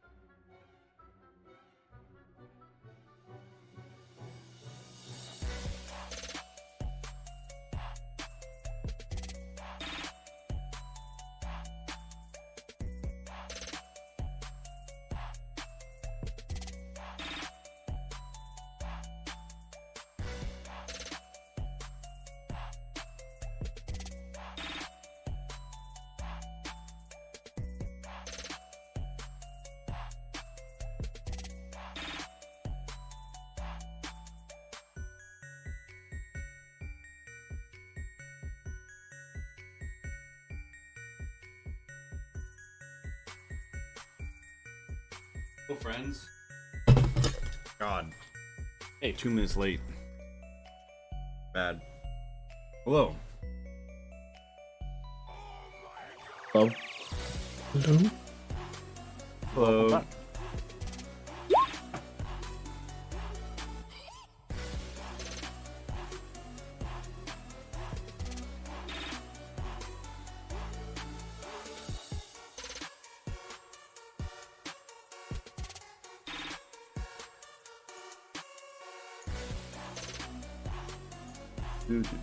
Do.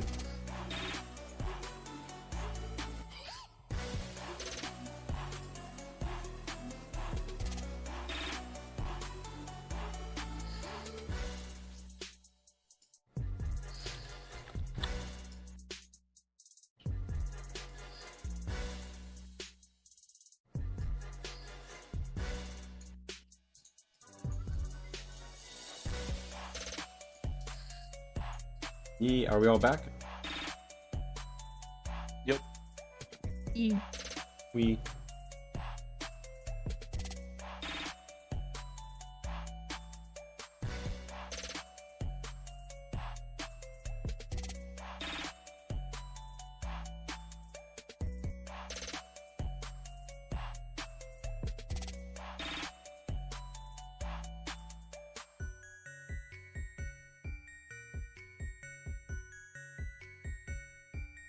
So.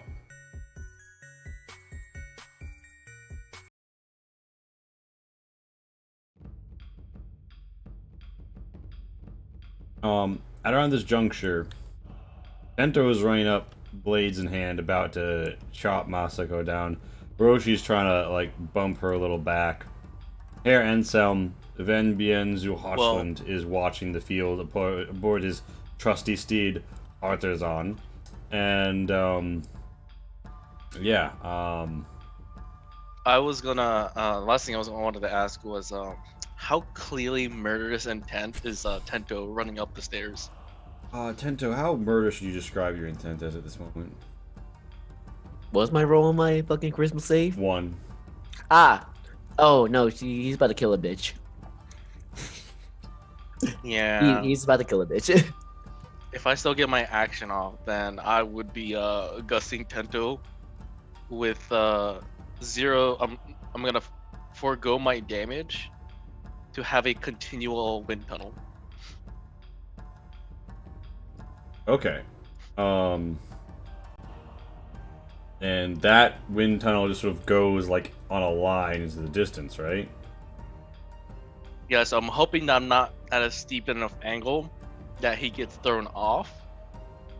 Really hoping here. Mm-hmm. Well, I'm trying to push him back down the stairs. All right. And you want to try and do that against him as he's coming up, like as a reaction? Yeah. Instead of going after the Masako, Mm-hmm. I'm gonna switch targets to Tento.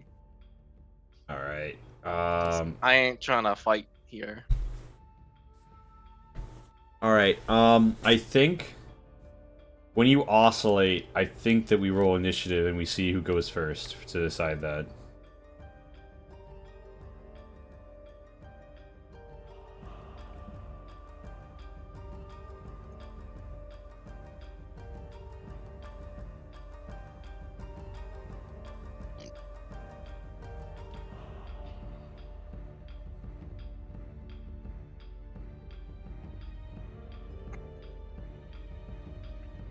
All right. So, Casey will. Casey? We. Yeah, so Orochi, what's your dex? 18. You go first. Yeah. So, what I just described, if I can, I guess if we're in turn order, I can just shift over this way. Mm-hmm. So I'm now a perfect line going down. I'm gonna gusting wind Tento Mm-hmm. and forego my damage, so it doesn't hurt him. He still gets the strength save, All right, Tento, give me that strength save. but he's gonna be immediately pushed 15 feet if he fails, and Strength save, gotcha. I don't think this specifies the range of the gusting wind. But this remains as like a wind tunnel on the map, right? Yeah, I'm I foregoing definitely damage failed to it. do that effect. So it persists for one extra round, and it's in a line. I don't know if it's the Mhm. range of my attack or if it's just I think it's what is as the range gusting of gusting wind, wind right? itself. There's some specifications. In this instance, Tento, your ass gets clattered back to the. You're pressed up against the wood, and you're being slightly pushed over towards the flames. Give me a dex save. You have a sword in either hand. You're trying to maintain your breathing focus as you do this. I'm curious what It you should- thought was gonna happen. This should only push him 15 feet. Oh, okay. Okay. Unless 5, these 10, stairs are like 15. ridiculously steep and that would make him tumble. I mean, he is like being failed a strength save to get pushed down a flight of stairs. Like, 15 feet is assuming flat ground, I believe. Yeah. So we'll call it. But 5 I'm more. also, I guess I am at an angle because I'm on the stairs above Yeah, him. like this is all angled downwards. This is all pushing him downwards. The main reason he's being helped out here is that he's kind of caught in the wedge, where it's kind of like glancing off against the platform. So Tento Dex.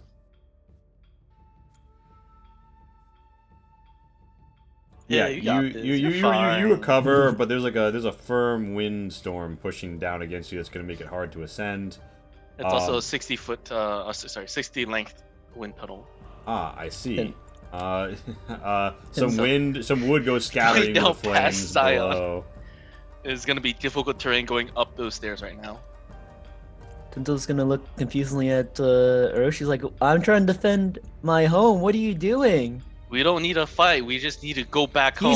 She's invading my home. We're not home yet. We're gonna get there. No, we are home. Masako yells out, "You're the invader! You're with Clan Tessin! Uh, Now That's take me to fair. that Garyon snot, so I can slit his throat just like I butchered his sister." oh, Only after if I Tento was- hears that, I was like, what? Oh, If only I it's was on now. Cabalcho. That would It's have on triggered now. Cabalcho too. Oh, it's on now. Oh You're my fucking God. bring on Gary on in this thing. Gary on's a Can we bro. not talk about this? You did no. Tento's going like, you did what? And she flicks her sword and she says, "Whose blood do you think this is? When I wipe out them and their stupid father Karkin, this offensive will be dead. We'll be able to gather in the woods and mount a counter-offensive. The last hope of the Safu clan dies here." or we make our enemies bleed. Yeah, Tento's gonna kill her. Alright, so, Orochi, that's your turn, I believe, yes?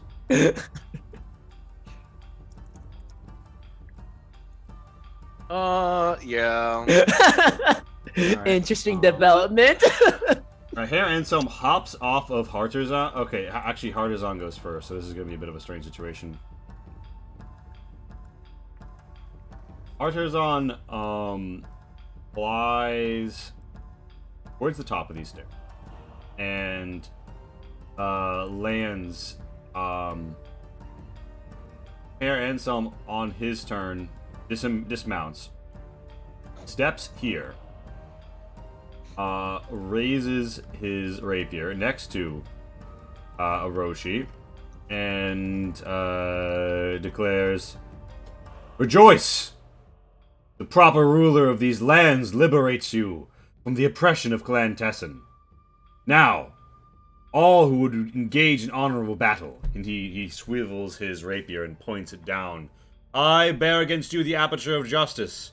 Know that I have slain countless foes of great skill in the service to my liege. I seek the death of a true ritter. Tell me," he flings out his cloak, "which of you will bring it to me, that I might die most honorably in service to my liege lady? Have at you!" Tento's just gonna gag at that Flattery language. Yeah, Anselm does I not wanna- seem to be like doing anything like offensive towards you, Orochi, but he does seem to be blocking the stairs further up for anyone trying to walk. Mhm. Yeah. His big old bird kind of gives you a look like, "Hey, move if one of us aren't here to fly, you piece of shit, so you don't try anything funny, alright?" He's not. He's Hey, look here, sir.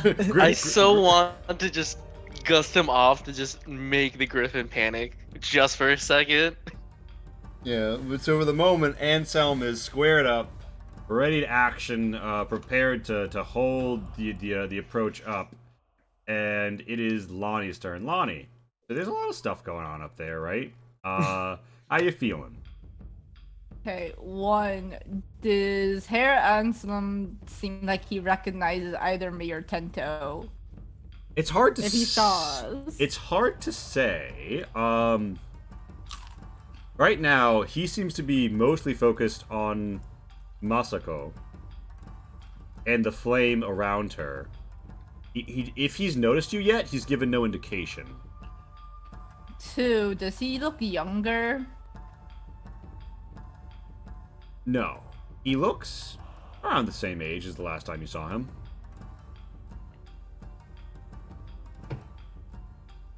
I don't think I actually knew. Yeah, Roshi, it's like So- it's like an Emshi Escher staircase. It's like it always seems to go up. Yeah. But it's not like it infinitely has bits going up and down. It's just that it defies how spacious. Yeah, it defies. Yeah. Okay. Three, how long ago did Tessin take over the province? I think you guys entered the province on the 1-year anniversary, and then you spent like a year and a half ago. Okay.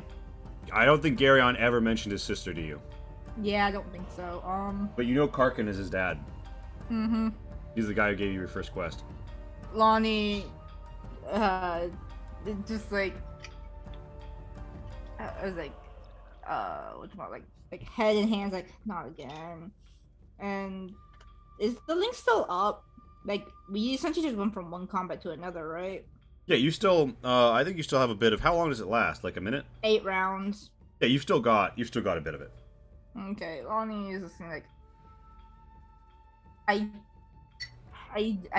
think they're from the past, and she's. Oh right, that's the thing. I'll check. Fucking touch, god damn it. She's just gonna move up the stairs then. Is this difficult terrain? This wood? Yeah. So the broken wood, that bit will be difficult terrain.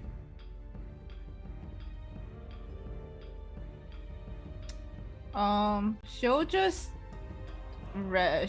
cast Shillelagh and but she's gonna be more focused on Tento. Is there any way for her to like reach over this gap? It's like a solid 5-foot gap between you and Tento, so anywhere you are, Tento is 10 feet away. If I were here, could I like reach over or? You might be able to tap the tip of your staff on the far side. Does that count as touch? You mean touch Tento? Mm-hmm. Oh, you mean like for a touch spell? Nah, it's not gonna. That's not gonna fly. You would need to hang off the side and try and slap at Tento, and Tento would probably need to reach out a hand. He's presently in a wind tunnel. I wonder why. Bonnie is just gonna try to scream in the bond and Tento, will you snap out of it already? She killed Garion's sister. You remember Garion? Pretty nice guy. Fuck her. That doesn't explain you shouting for Sorojo unprompted. What? What are you talking about? Gotta protect our home, Lonnie. She's trying to invade our home. Our home is miles away from here. We're not there. We're not? Tento's like, question mark, question mark, question mark, question mark. Tento, make me a charisma save. I like how Roshi said the same thing and he didn't believe him, but Lonnie says something. Tento. Can I add? Tento sounds kind of fake. Oh, you want to I flash would of like brilliance to this? mentally slap Tento through the link. Is that how that works? Is I don't know. gonna be your flash of brilliance? Yeah. So yeah, so you feel because of force of reason slamming against your brain, Tento, as you're like, wait a minute. Wait a minute. We're not home. Where are we? Yeah, and you see you're in a weird burning staircase, and there are these people standing around acting very oddly. And you begin to reconsider. And Lonnie, I'd say you spent a good bit of your turn like convincing Tento. Would you agree? Yeah, that's all I wanted to do. Yeah. Anyway, so I also just imagine like suddenly an image of like a face with fist coming out. That seems very familiar, except it's Zion this time. Punching Tento. Yeah, Anyway, so yeah, that's it. it's the He Tento. dodges. Tento, hey, hey.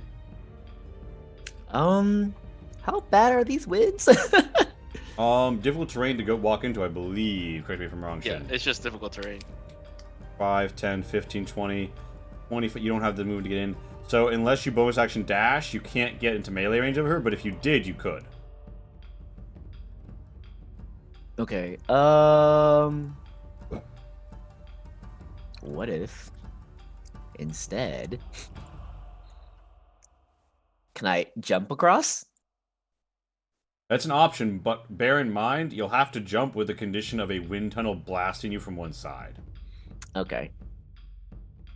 Don't think I like that option. Because of the way that these like platforms are structured, there is a bit on this platform to the east of Zion that isn't getting hit by the wind directly. Maybe if you ran down there, you'd have the best odds that you're going to get of jumping across.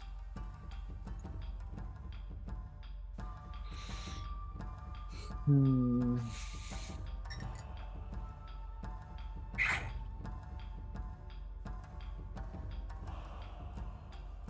said I have the bonus action to get up, but the dash to get up there. Yeah, if you wanted to get all the way, you'd have to bet the bonus action down. Oh, that's fine. I'll bonus action dash. Like, okay. I feel more like myself. Who are you? I know you just yelled, but like, where are we and what's going on? I am Nasako Magnilde Moltkai. I am in charge of this brigade. We are what remains. We will make the Tessans bleed their cadet branch blood in these fields. We will win the battle in this forest. Them and their Aurorai mercenaries mean nothing against us. Alright, Murder Hobos and Chocobros, thanks for the raid. And Yeah, so she holds her blade aloft, and she seems to really think it, and she'll reel and react in your direction. It seems like the flame is lapping against her as the wind blows down.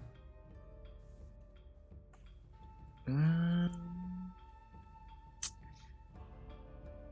And she seems to be Nice. noticing the flame, and she's not happy about his presence. Any chance that you'll let me through?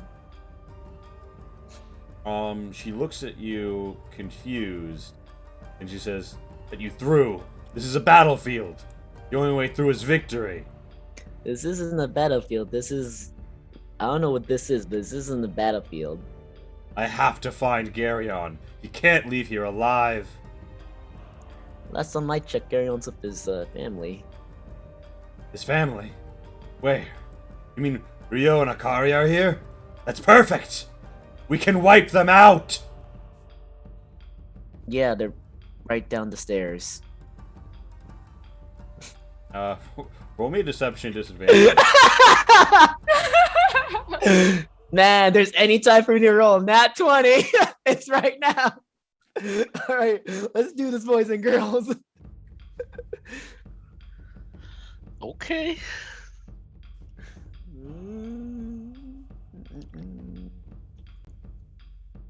You know, it's not nat 20, but I think it's pretty good. Disadvantage, I think he said. Yeah. Did he say? I Yeah, did he said it was say an advantage.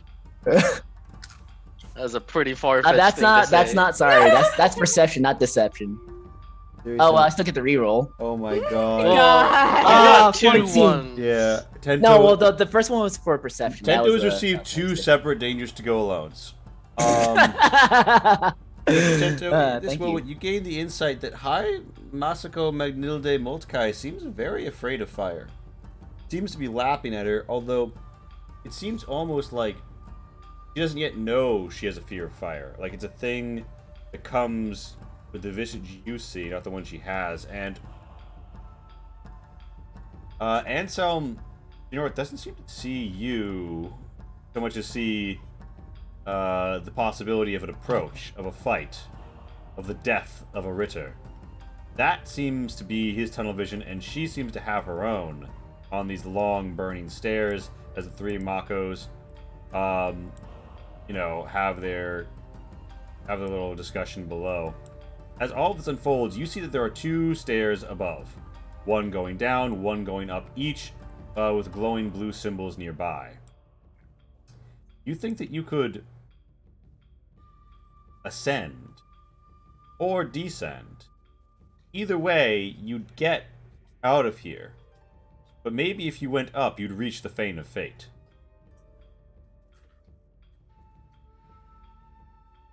Can I eat the symbols? You do not think they are edible at this time. What? At this time. At this time, yeah. That's what I heard. At this time. At So this you're time, I telling me there's a specified. chance. I specified.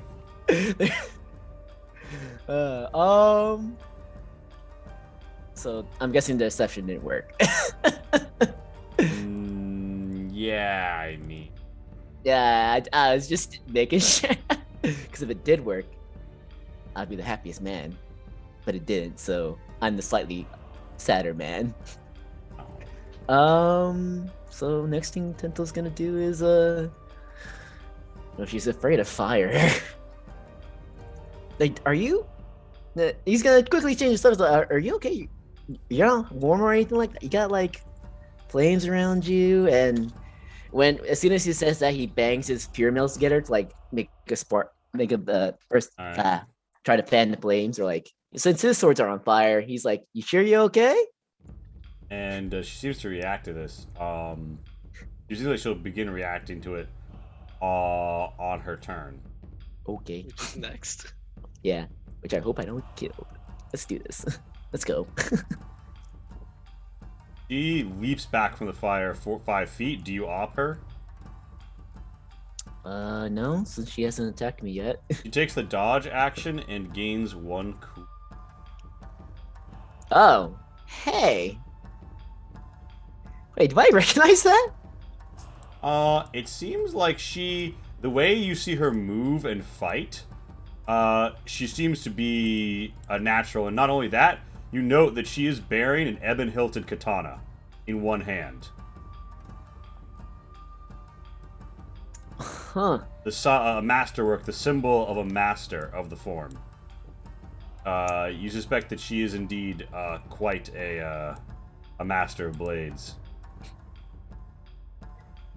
Tento's like, Sinjin? And Masako replies, "Oh, that two-bit mercenary. She'd rather chase criminals as a Ronin, stand and fight as a real warrior." And Zion, it's your turn.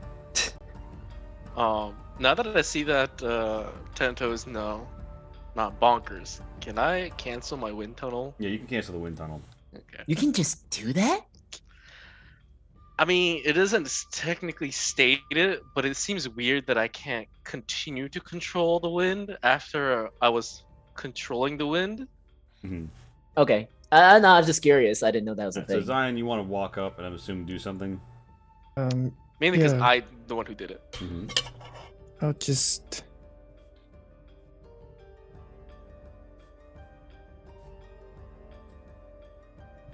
I'll dash to get in front of Tento.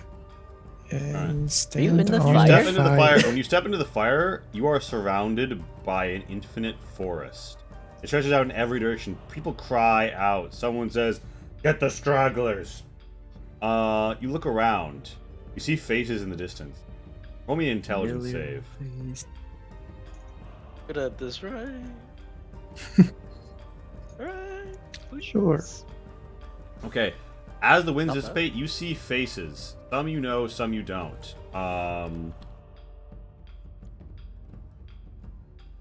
And you see Bardiga in the distance, slipping off into the woods. You see a man with high collar and calculating iron eye disappearing into the woods as well. Yeah, a very worn out place. And as you step in, there is only ash remaining.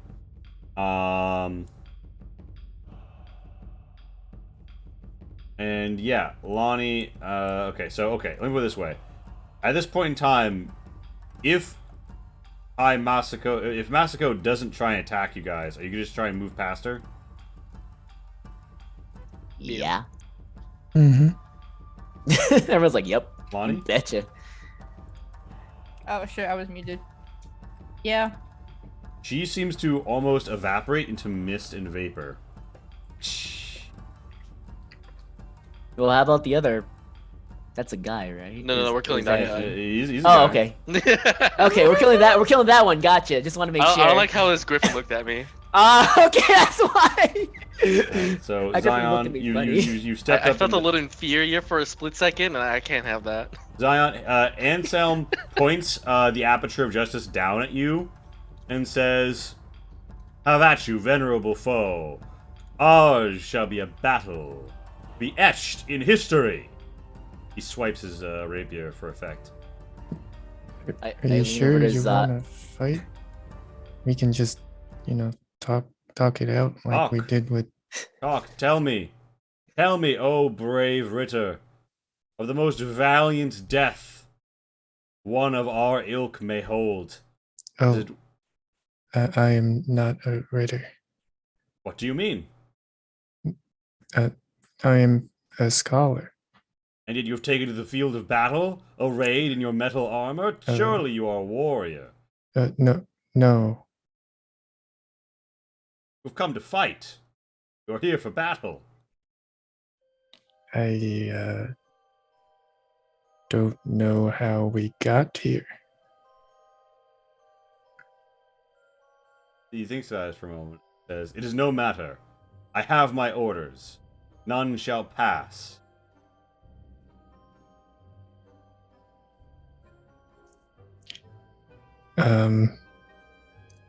Your hair looks nice. Thinks about it for a moment. He's like, "Why, thank you. I take good care of it." I condition it every day. He's all- He's got a morning routine, you know? Yeah. yeah. He's not a savage. Alright, give me a persuasion. Zion. Yeah, Zion. Jesus. Put the moves on him. And sounds like thanks, but you know. But you know, you gotta fight and have my orders. This could never work out. You know, you're a scholar. I'm a return. Yeah. So Zion, what's the play here, Zion? Isn't that the end of my turn? Because I dashed. Yeah, that's the end of your turn. Hiroshi. Ansem still The doesn't seem to flash be trying genius. to doesn't seem to be really like recognizing or calling out to you. Maybe he's vaguely aware of your presence, but yeah. What are you gonna do, Hiroshi?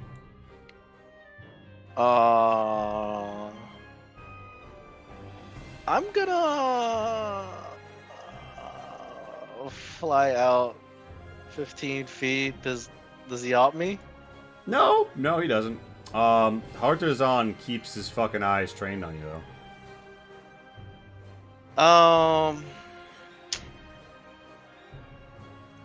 haven't messed with the griffin before, but it looks strong, so I'm gonna go over here and see what's going on this side. Yeah, you see, so A donkey sacrifice, apparently. So Mako Mori is for the argument like, well, if we have to go get Donko, I'm sure that if we've already been paid, we could leave and say that the fight was over when we. And then Mako von Glausch is like, no, I'm sure we haven't been paid. And besides, we're in this adventure for the loot, right? I'm sure there's magic weapons here. And Mako Avu is like, no, we are very, very strict to the word of the contract. I'm sure we just need to find it. I saw it around here somewhere. Donko makes donkey noises below. Hello there, friends. Hello, what hello. are you doing? We're here to join the battle, but we don't know on which side. I'm sure we'll figure it out soon, though. It seems like the fight's already started. It might already be over. It's too early to tell. If you don't know which side to fight for, I suggest you don't fight at all. Oh, well, how'll that solve anything? We do need to eat, and we need to get more magic. I think that you'll find that, fetchers like us find themselves in all sorts of conflicts.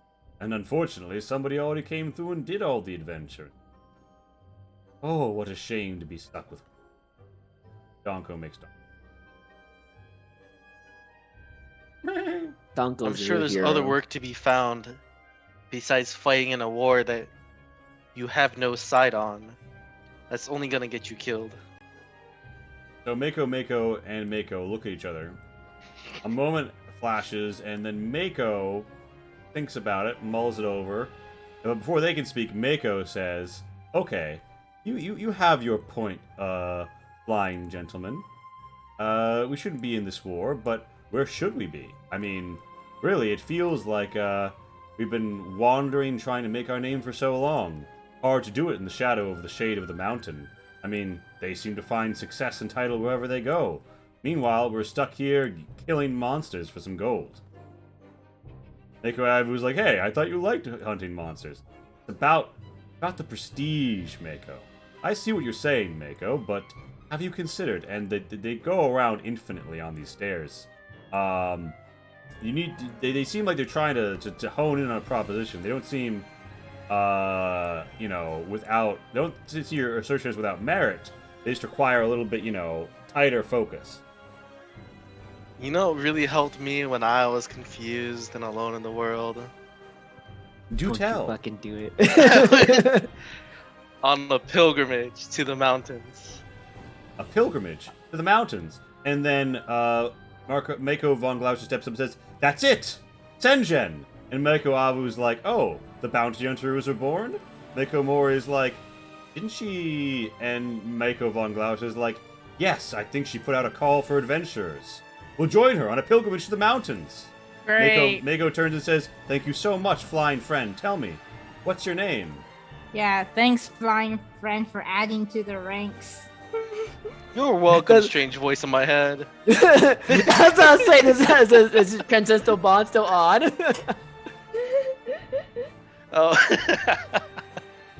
Oh. I say, you're welcome. My name is, Orochi. I'm the hermit from the mountain. He. And Mako Mori says, I will always remember Orochi, the flying hermit from the mountain who came to me in a dream. I'll certainly wake up and tell these two that we have to head for the mountains. Wait, can I And Mako hear? von Glauser is like, oh, what? No, this is my dream, not your dream. Mako Aivu just laughs boisterously and says, ha! The figments of my imagination are arguing over whose dream we're in. Yeah, you all hear this. They're being pretty loud. And at the end of this, they all... What? They're all about to, like, hop into the flames below and go down to Donko. What the I'm so confused.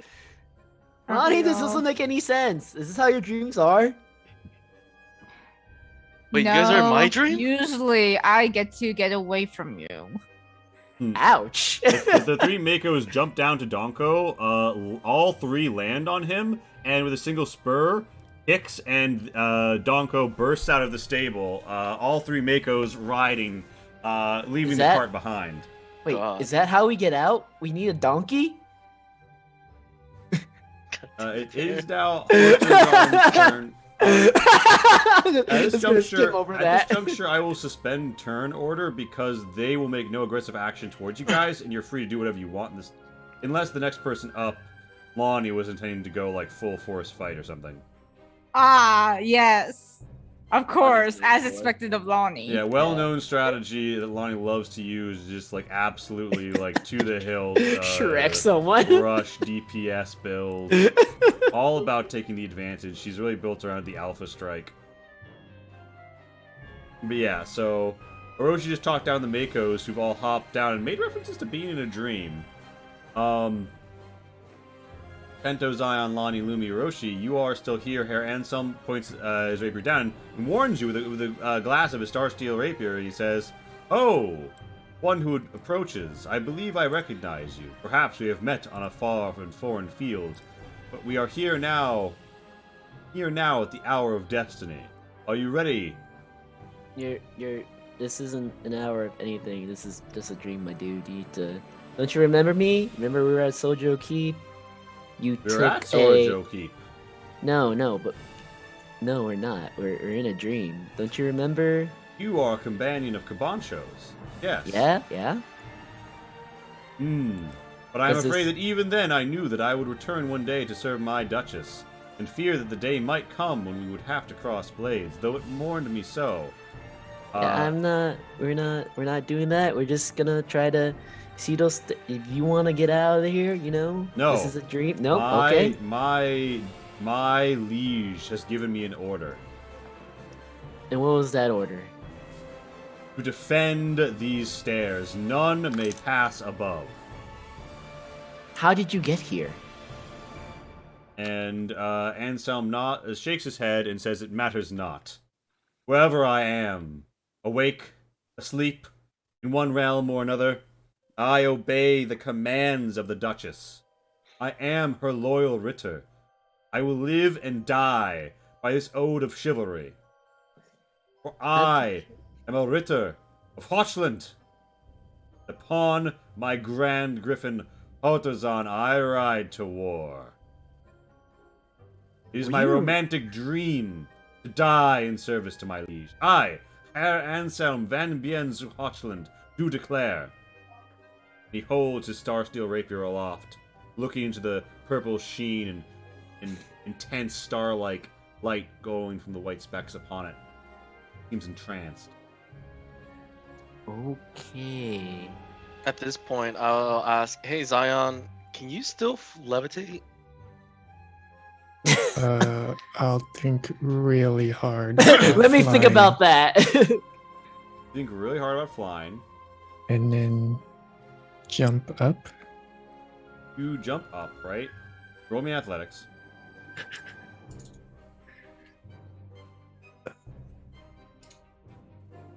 Yeah. And you crash down, punching two holes in the floor below you, as your legs are now just each embedded in the wood at a different spot. Tento hears that. No, he's like, Zion, what are you doing? Zion, I meant, could you cast the spell levitate? I've heard the stories that you've done it to cross Oh. a river or something. I did not prepare it.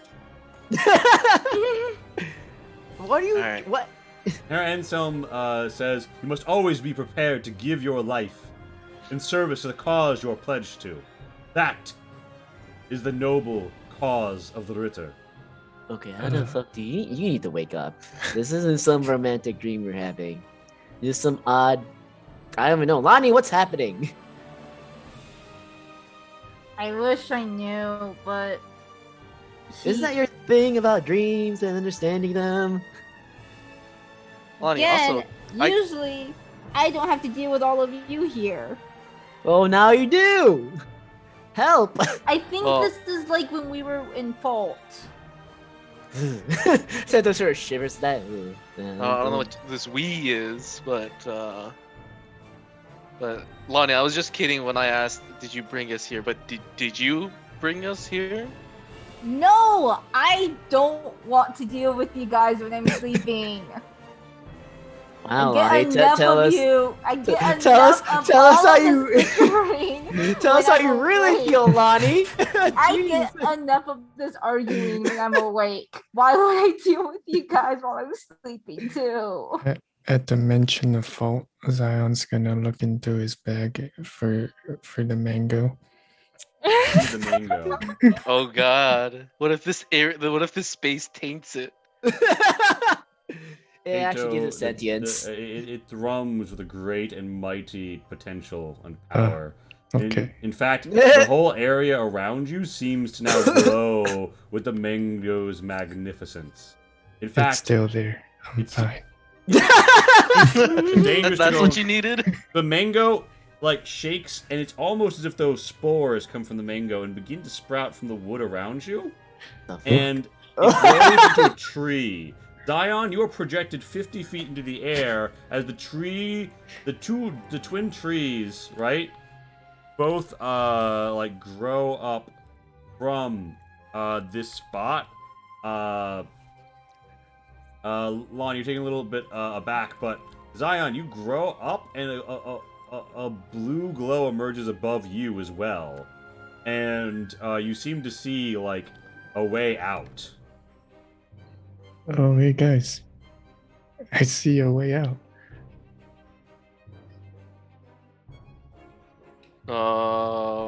You sure we don't have to go up the stairs?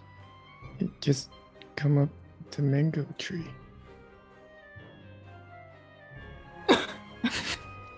So,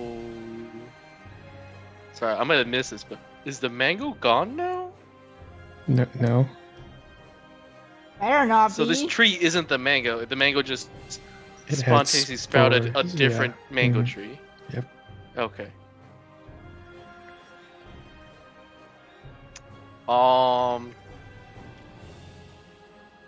I guess we climb. Lonnie, how's Lumi?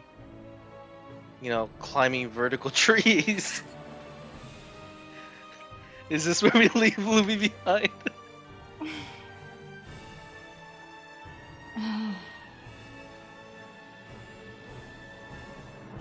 You see that there are several branches that begin to grow off of the tree, and then proceed up it. And as the tree grows up, it careens towards the portal, and you feel as if you could jump on one of those branches, you might be able to ride it up.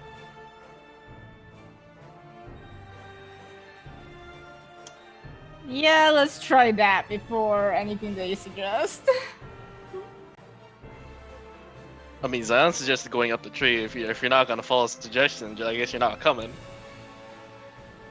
Yeah, Lonnie is gonna try to like jump onto the upper stairs to at least get like a higher vantage point and then go onto the branch. Alright, so in athletics, probably? Guidance. I'm gonna be in like Overwatch and just try to catch anyone that falls. Oh jeez. Mm. 7. Alright, Orochi, you try and grab him. Tento, as this is happening, by the way, where are you? Are you up the tree? His token's inside the tree right now. You hop the tree. Lumi and He's just Lonnie going are towards in the a bad tree. way. Orochi, give me an athletics to help him out here. So last time we did this, I couldn't carry both of them. I'm going to choose one. Last time I chose Lonnie. This time I'm choosing to hold up Lumi and not Lonnie. All right, go for it. Okay, Go for it. Lonnie will. I don't know how high if she's gonna take fall damage from this, but she'll just like try to land on the stairs. Yeah, Don't you have the gliding mantle? Yeah, I'm not gonna. If it's high enough, I will use it. But if not, it's like 20 feet up. Okay, so then, yeah, I'll use Orochi, a charge. you grab Lumi. You grab Lumi. Lonnie, you feel something smack you as a branch of the mango trees catches you, and you are all Jesus. propelled up. Herr Anselm says, "May we meet again on the field of glory once more." Wait, did I still need to roll for the catch or? No, there's a dangers to go alone there. You help. Okay. You hold Lumi though. You guys find yourself in a field. You hear the laughter of like a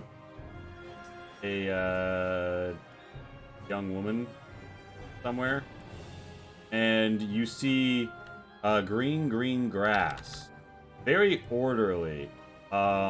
It seems like nature has been subdued here, cut back in some way. Although, at the far end of this field, you see wild and chaotic bramble and thorn.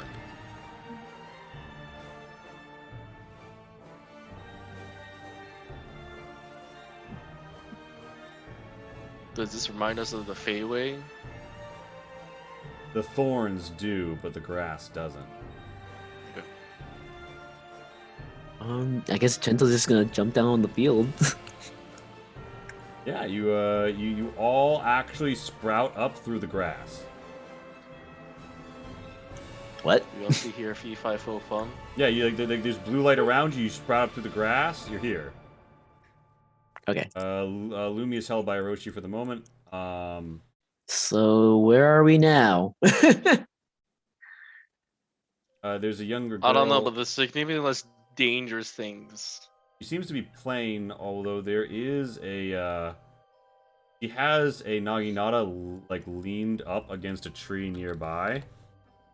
It's a large weapon, but she could theoretically wield it.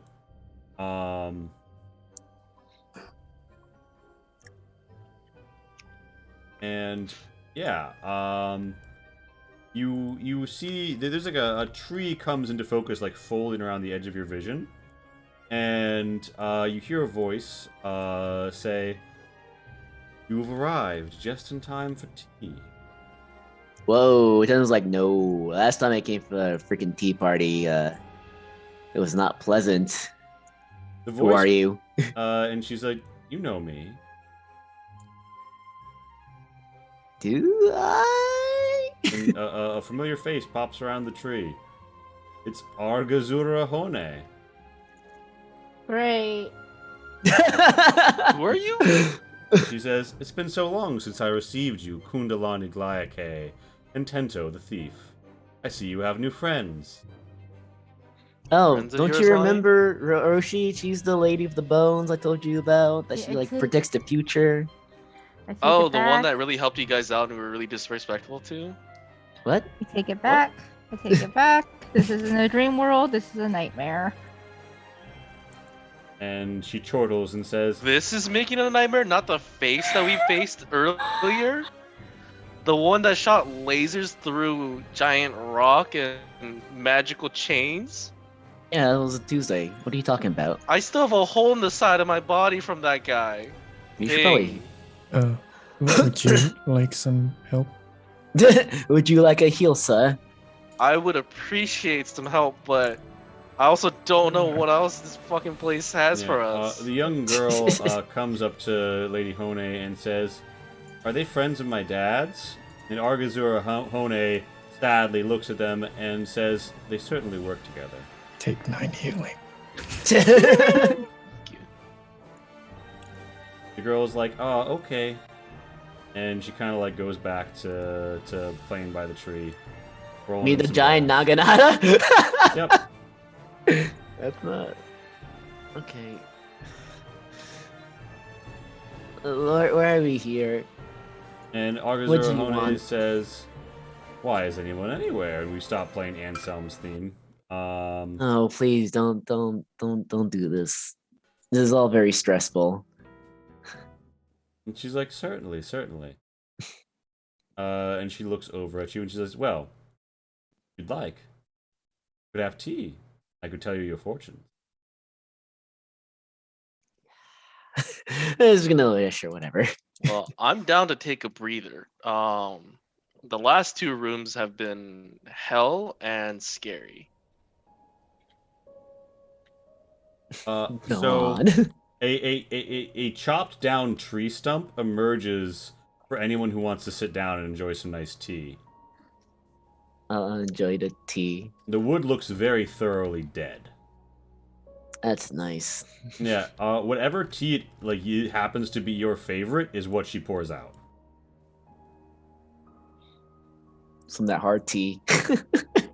Yeah, it's got a little some stiff. Lonnie, you see this? Hey, Fangirl Review. Check out Fangirl Review's channel. If my commands work, you could see we buried Potato. There will be video of it. Darren's girlfriend made a guest appearance on the show to say a few words. Yeah, a few words. A few words. She had some words. Yeah. So, Lonnie, do you wanna do you or do you not join them? Lonnie will sit down, but she's not planning on having tea. All right, and she says, "You know, you really complicated things at Murasatochi. I suppose you and that bounty hunter had to have it out. But to think, wind up negotiating that deep. What is she talking about? So many horn laying down their arms. Oh. I suppose I saw it in the bones when I cast them." And she rattles a little box and pulls out a set of knuckle bones. They look a bit bigger than human-sized, and she says, "So, who would like your fortune told? Divination is no easy gift." Sure. Go for it. She looks at you. She clatters her bones. She casts them. She looks up at you and she says, "I see treasure on high cliffs and distant seas. In time, you may have both of them. But..." She stops for a moment and she says, "I believe you will have to choose between those you hold dear and duty. When the heirs return to claim their thrones, the south."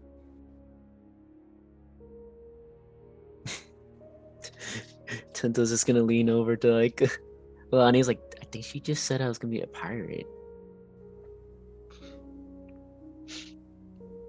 Is that like, that's the impression I got. Yep, totally what she said. Well, maybe you can actually woo some actual mermaids then. Why do people keep bringing that up? I think it's just Lonnie. No, why do you keep bringing that up? Argazur. No, you heard the song before. Yeah, of all the things, No, out of all the things you've heard about me, like you just keep bringing up the mermaids. It's not the most popular the song. young girl is like, ooh, songs about mermaids? That sounds wonderful. Tell him, please sing them for me. And she looks like she gives you like a face, like, oh, please. Oh yeah, Lonnie will totally sing the song, right, Lonnie? You won't say no to that face. I mean, it is your song. Yeah, but I'm not the best singer. You got much. You have your shimi. How do you pronounce it again? Shimise? Sami-san? Samisen. You got your samisen, right? You can just play her the song. And have you ever heard me sing and play it? I have to focus on playing it. So the floor is all yours. Nah, Lonnie, you got this. I believe in you. Lure of mermaids, master thief. See, you're already doing a good job. Anyways, who is the girl here? Why is she here? Is she dreaming the same dream, or is this something you just pull her into? Who do you say that to? I forgot what her name was. Arguzura? Hone? Okay. Yeah, Yeah, Argusura. Lady Hone? Lady Hone, yeah. She kind of makes a sad... Oh, right, she doesn't have her name on her. She makes a sad face, and she says, "We all find ourselves where we are in life. It's the choices we make from there. What choices are left to us?" She looks down at the cast bones. That doesn't answer my. She's she's a small child. I don't think she has that many choices. What choice does she have to come here? What choice did she make to come here? And she looks at her, and she says, "I wasn't much older than her when my father met hers.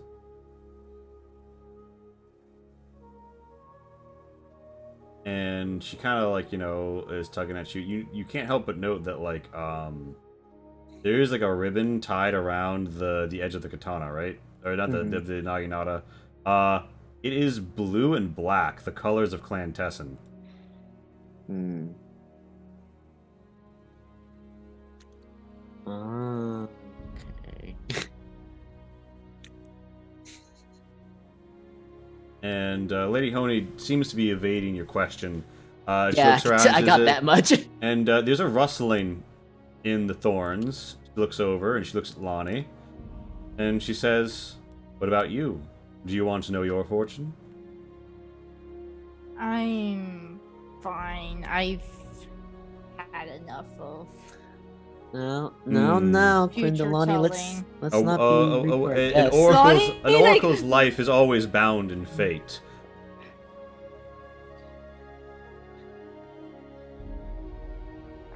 I'm sorry, what'd she say? She said an oracle's life is always bound in fate. Yeah, so any break I get from it is quite welcome. I thought you were a druid.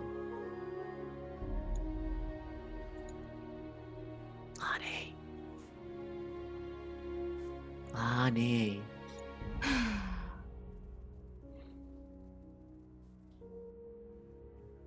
You seem stressed. Would you like some tea? I'm good. You sure? You don't sound good.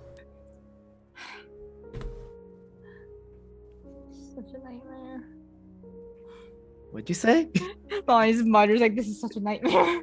And Argazora looks at Zion and says, "What about you?" Also, does this happen to start counting as a short rest? Sure. You can get a short rest, yeah. And she casts her bones, she throws them, and she's like, looks at them, she puzzles over them. She thinks for a moment, she tips one, and she looks up at you and says, "Huh.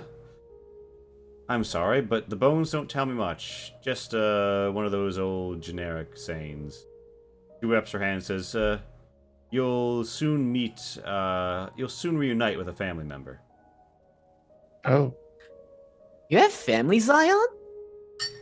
Argazora shrugs and says, "The bones said it." I mean, do you, Zion? Sure, I it's have not no family idea. by blood, but not family doesn't have to be by blood. Yeah, that's true, but like Zion just said he didn't know either, so I don't. Do you have any do you have any little ones running around? Is that what you're trying to say? What? How I do you, don't know. How do you jump to that? She said family. Yeah, Last time I checked, a son or daughter is a part of your family, right? yeah, is a part of the family. Doesn't mean that's the only type of family you can ever Oh, are have. you sure your mind's clear? Like, do we need to?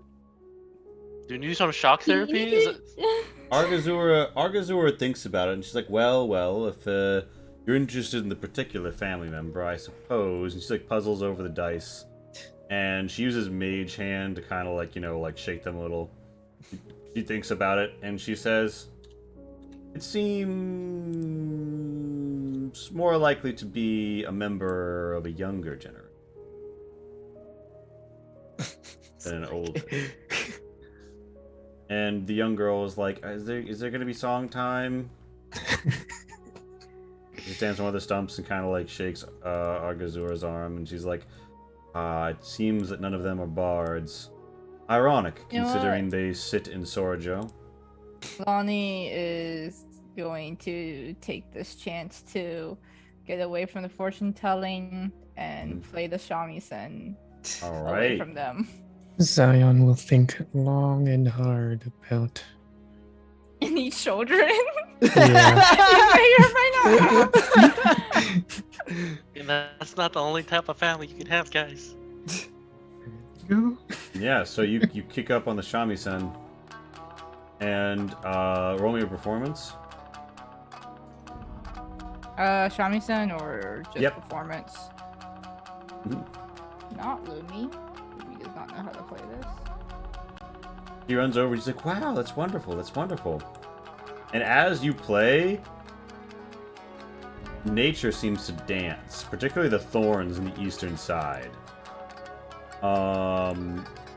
And this is like a wall of bramble and thorn and spiky vine.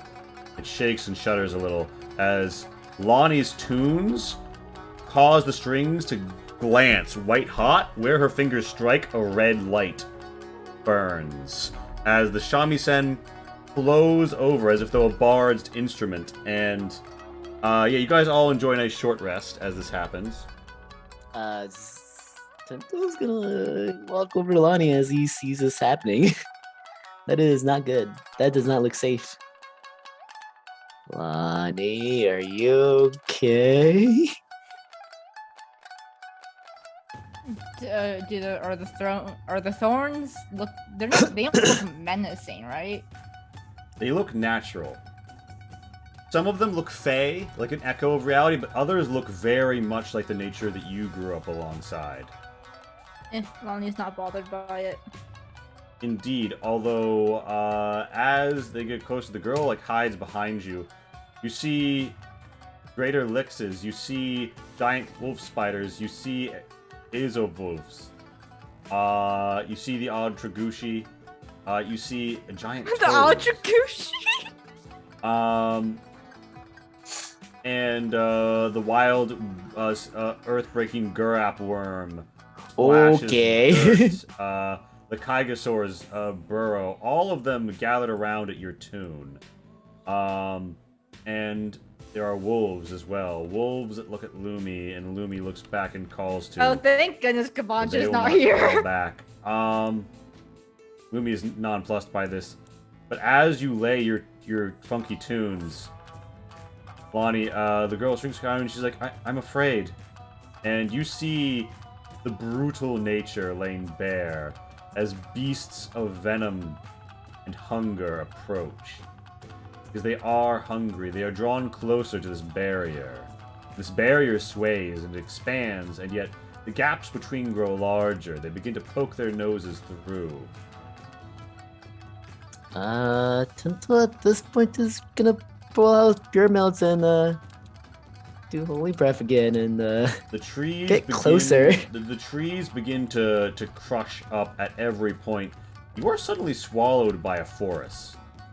I was gonna say Oroshi's gonna take the girl and get her back to Lady Hone. Yeah, so as you do this, Lady Hone just looks sadly at you as a tree sprouts between the two of you and says, I suppose it would be. And you are surrounded by these trees. The girl clatters for her naginata. She can barely hold it, and yet it is clear that this is more a function of the fact that she is young than a lack of training, because she positions it properly, as if though to take a mounted foe, and dismount them. So, does it look like the shamisen is attracting the animals, or is it actually like having the thorns keep them at bay? It seems as if though it's doing something that is empowering or maybe engorging the vines. Greenery. And some of them even like burst open, spew green ichor, and show widened passages within that wind with their own little forests and infinite twisting byways. And just as the woods seem too deep and you see the wolves around stalking in, there is a silence. There is a billowing of the wind. The girl looks around, hopeful. There is the sound, the great and brutal sound of a falling axe. It sings out. A tree falls dead, screaming with hate. Clatters. They're gone. Green blood. The wolves run. There's a slicking. You can't see what's doing it. Until suddenly a moment of wrath washes over you as around a tree corner stalks a red Oni masked warrior. Bearing a great and terrible axe slick with green ichor. All of the animals retreat. The barrier is larger now, but the trees are nothing in the face of this axe. Axe them down. He turns, and the child runs to him, dropping her weapon and hugging him, up to like maybe his calf. He puts a hand on her head, ruffs her hair, and looks up at you. Is a kid or is it someone else? Kid? Well, as he as he lowers his mask, you begin to hear. Yep, there it is. Yeah. Kobatov. So next time we have a bath together, we're gonna have a long talk. Kobatov in the flesh, bearing his great and terrible weapon, the Ono Shimori. God, I thought this stream couldn't get any weirder. Why are you here? And he looks at you, and he wordlessly looks down at his daughter. Oh? He like scrumples her hair, points at her weapon. He nods, dutifully retrieves it, puts it over her shoulder a bit lopsidedly, and then takes her by her hand. And nature seems to swirl around, almost as if though to say that there is some other role to play here. But when the Ono crashes down, nothing. In a flash, you see Lonnie, nothing. No Fae, no thing of nature, no Glyake tribe can stand before this thing, hated by every child of the trees. Oh, so that's why I don't like him amongst all the other shit that he's done. Okay. Yeah. You feel as if though to be struck by Kobatov, nature's bane is to be rendered vulnerable. As he descends into the spray of ichor, he lowers once more his red Oni's mask. I presume I'm counted in this, right? In this nature's bane thing. There's only one way to find that answer. You might not want to. I don't think you wanna. Spirit? Yeah. The trees all quaver, now utterly impotent, fearful of the very suggestion that Kobatov might return. And they cause you no further issue. There's in this moment where the Gurap worm burrowed down to escape, a bit of a cavalcade of dirt pressing inward. And it almost seems like there's something shining, something promising. I'm gonna go touch that. You touch at it. It seems as if though it awaits something. You don't know what. You all look at one another as Koba's theme song fades off into the distance, and yeah, Ten's gonna be like, well, that piece of thing looks interesting. Anyone else want to touch it? I Because I'm gonna touch it. mean, honestly, we can't really stop you. Might as well. Let's just accept that. Just remember, Tento, if we do end up hurting you, this is all on you. Yeah. Tento's gonna touch it. Or she's gonna get ready to zap him, even before he crouches down. Yeah, Lonnie is like just has like hold first at the tip of her fingers. What's up with you guys and hold persons? Jesus. It's a really good spell to stop your friends from doing stupid things. Yeah, like walking into a fucking death trap that was about to kill them. Also, I just thought of another instance when he had the fucking sickle. So Yeah. add that for another party hold person. And I technically did it on him and Zion. Or at least tried to. So let's see. I did once on Tier, once on Tento, once on Zion, another on Tento when he was about to walk into the fucking Iron Maiden, one in a Yeah. dream. Good times. Kabancho did one on Tento, so that's 6. Yeah, Which is you how many times have we done it on enemies? like 3 times. 3. But every time you did it on an enemy though, they got fucked. Like honestly, they got fucked Well, every time we did it on an enemy. I think it was like 3 successful ones, to be Yeah. Yeah, there were a couple that I tried to do it and it failed. But still, 6 is a lot on party member. Yeah, it is. And more than half of those are on me. Yeah, I wonder why. I wonder why. I don't know. You tell me. You're the one doing it. You're the one who needs to have it done. What are you talking about needs to? There's no need in it. You just Yes, do there it. is. Yes, there is. I done nothing wrong. Will today have a 7? That depends what this thing does. Hopefully nothing All right, horrifying. Tento.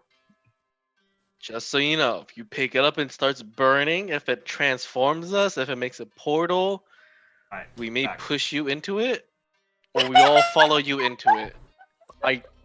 Whatever Me. happens, let's try to stick together. You used to sound like an old party member. You sound like an old party member we had. What was his name? Yeah, now you just have to scream at the sight of wolves. Ah, I mean, wolves are pretty scary creatures. They're strong, they're fast. keep going. Most people should be afraid of wolves. Of course. Blasphemy. Who would ever be afraid of Loom? Actually, no, enemies should be afraid of Loomy. I'm not. I mean, afraid a of lot of Lumi. people. Well, I don't know what you're talking about. I'm not afraid of Lumi. She's adorable. She Lumi. loves Crap. belly rubs. All Okay, well, Denzel's gonna go touch the shiny thing. right. You touch it. The earth splits, and you hear the howling laughter of fucking gnolls damn it. below, and the strong scent of liquor. Scout, remember they're your problem. They're not Push my Tento in. problem. What? Is there anywhere else we could go? You look around. You see a grass field in nothingness. You actually don't know where Kobatot descended to. He just sort of seemed to exit stage north. There is the barriers to the east, and there are the twisting vines. And as you look for any way through them, roll me a perception, Tento.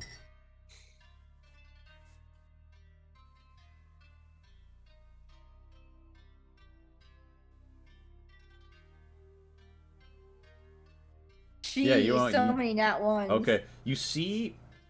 That's strange. You see 2 figures. One looking left and right in a dark, shadow-filled place, drops a child into a reflective pool and rushes away. The other, sodden with their own green ichor, grasping at the thorns. You hear a voice ring out in the distance, all of you saying, "Getting through to the other side, getting through to the other side, open, open, open. Yes, yes, yes. Rip tear, I feel it. Yes, yes, yes. Eat, become. Yes. Ah, yes. When the opening comes. When the opening comes. It trails off madly, jabbering. Do we need an adult? Tento sounds like your people. That's not my peep. Why do you guys keep saying these things? I'll push you in. So did I see any other way to get it out? No, you saw those things in the deep bramble and vine. Anybody who wants to could stare into the bramble and vine. But the only way forward seems to be this hole. Tenzo's just like, God fucking, he just dives, he just jumps in. Come on. Alright, so Tenta goes in. Does anybody else? Nope, just gonna let him go. No, I'm kidding. Yeah, Orochi will go in too. Alright. I'm assuming the party follows, but you might. Yeah. Alright. Zion's gonna peek at the vines before it goes. Sure, it could give me. Is it trying to like study them or just sort of like take it in? Just take it in. Alright. I mean, they seem pretty thick and impenetrable. Viney. So you guys float in a void. You drop down, there's dirt clattering about, and you see nearby there is arranged between barrels of booze a choir of gnolls and their matriarch, two prima donnas to either side of her, standing 7 to 9 feet unfurled all the way back on their hindquarters, laughing, dancing, drinking, the grounder twirling, the whittler working on some piece. They seem to be amongst clods of dirt, drinking their fine hooch. And the Gnoll matriarch lets out a oh, and all of the magic oh, and she looks at you, and she says, "What brings you to the place between places? Von Nollery's knock."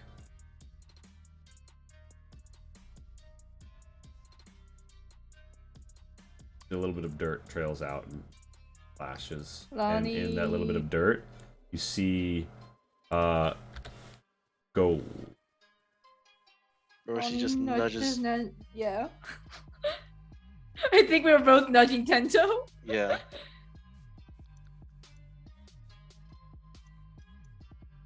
You got this, chief.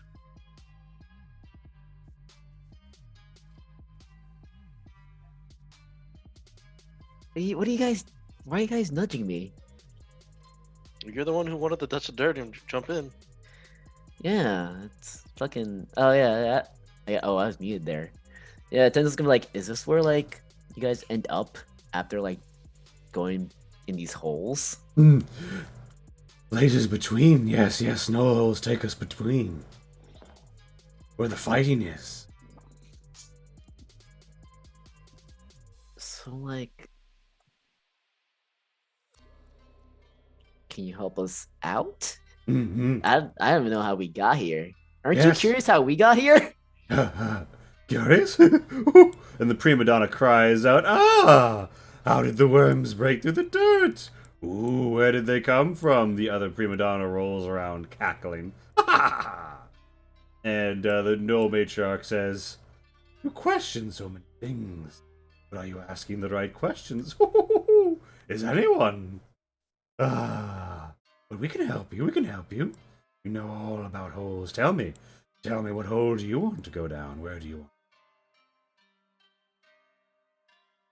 There is, by the way, gold just glittering in this little pile. The dirt. But Tento assumes this is a dream and don't think you can take dream gold back to the real world. We took Dream Mango and brought it back home. We also took That's very Dream true. Note or whatever Dream for gold. from the wolf. Oh yeah. We've taken stuff from dreams before. Oh yeah, we did take stuff from dreams, just Oh. stuck him in the bag. And I think I did Tento- donkey jawbone or something. The Jonas. I don't think that was in a dream.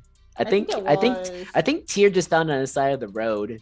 I think he just found the jawbone of an ass off of Dangerous to Go Alone somewhere. I don't remember where it Yeah. was. I'm pretty thought- sure it was during the dream. I'd like Kibancha found it and I passed it to Tyr because Tyr didn't have any other magic. Okay, I for sure was the one that found it. I know that for sure. Then why'd you say Tyr found it then? The party descends. That thought- was Darren. Yeah. The party descends into debate as the gnolls laugh. The gnoll grounder twists around in the dirt. The gnoll whittler works on a totem that looks like a magnificent, genderless figure, or a graceful entity emerging as if though from a grand pool. I mean, it's carved, it's whittled, so like it's just like there's a pedestal, right? Like a mini, but it's like it's reaching up. And there's like vines growing from it. Then it's just look at the pile and goes like, why is this here? And the Gnoll Matriarch shrugs and says, Shinies find their way between the worlds when we're walking. Or when we run. And the gnolls all kind of look at you and say, so, what are you looking for? A way back home? Home. Home. Prima donnas sing of home. And the two of them harmonize, and a psychic blast overcomes all five of you as something before you grows. All of you see massive tree trunks. Well, Lumi, 5. There is a massive tree larger around than the average building in Actigoros. They pull up into the sky.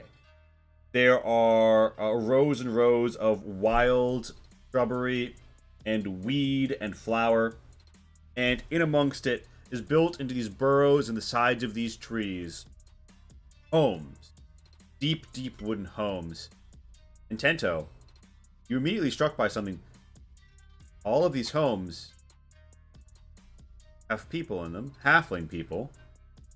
And you see as they wave and they dance and they're dressed a lot more like Lonnie than you. But all of them have the telltale birth sign tattoo. They are all Ilkiros, just like you. And the Gnoll Matriarch just says, Home! You want to go home?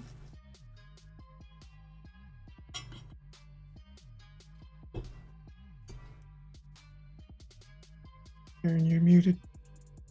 Then it just looks like he's been like, I mean, guess you're not wrong, but I never grew up here. This is No. my home. But if you want to go home, you'll need to find the truth of how you wound up there. Otherwise, how can you really go back if you don't know how you got there the first time? The gnolls find this funny as shit, and they are literally on the ground, like slapping the fucking dirt, rolling around.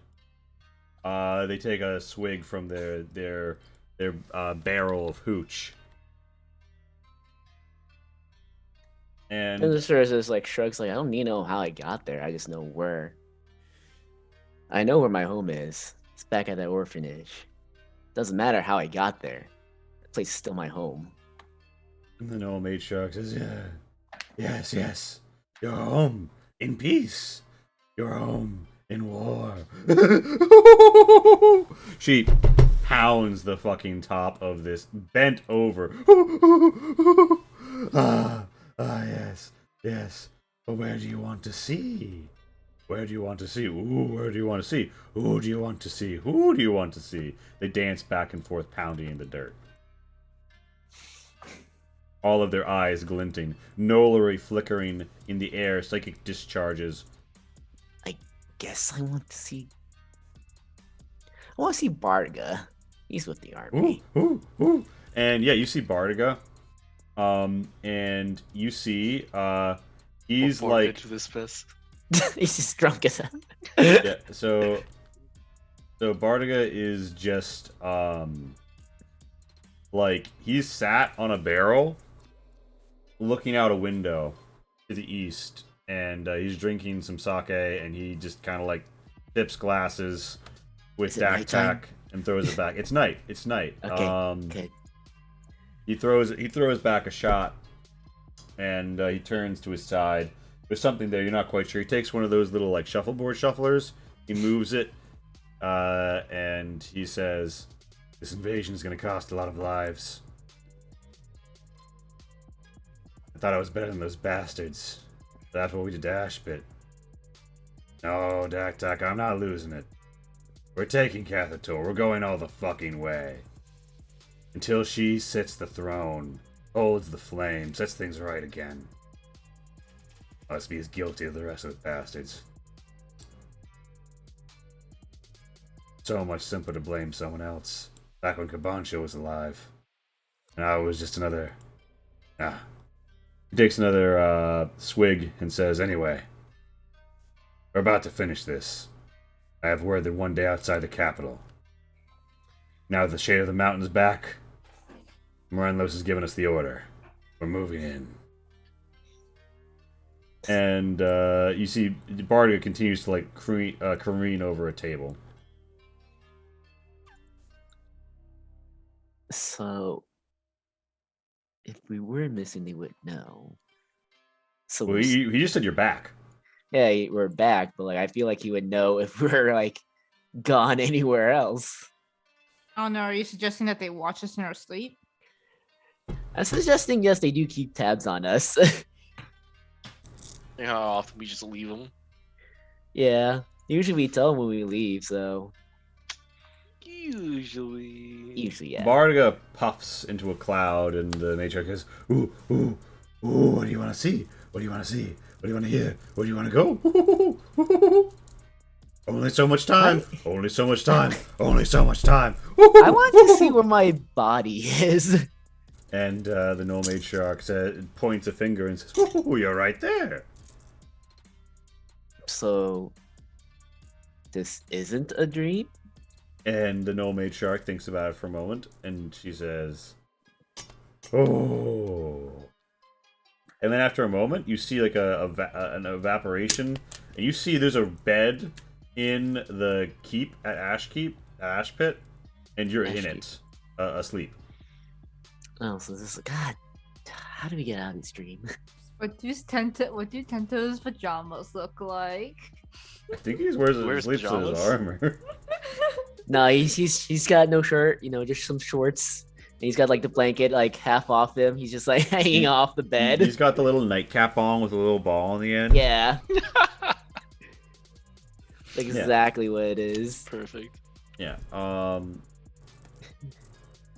And the Null Matriarch looks around and says, we've heard from the youngest, but what about the oldest?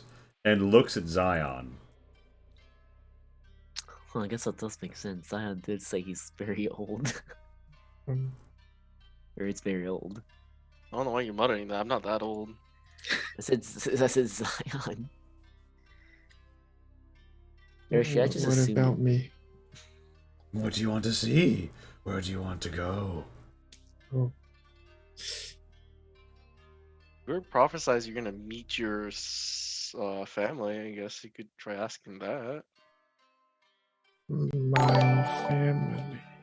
Your family? Ooh, ooh, ooh, it wants to see its family. Ooh, ooh, ooh. And it fucking like laughs, and they all stomp around like, ooh, ooh, forget what they look like? Forget what they look like? Thank you, Lollygaggers, for the raid. The Knolls all like laugh in this airless Voidborn gap. And Zion, there is an apparition that appears before you all. A city on a coast. Grand, wind-washed walls. Not unlike Actigoros, but a more Albardian style. And there is a magnificent palace here. People sow their seeds, but they watch over their shoulder. South flames of war. A symbol. Iron fan. Their liege presses soldiers. Many soldiers. Camps. But the vision lingers on the city. somewhere within those walls. The old matriarch's next laughed, shadows the image, and says, "There, there. You'll next meet them there."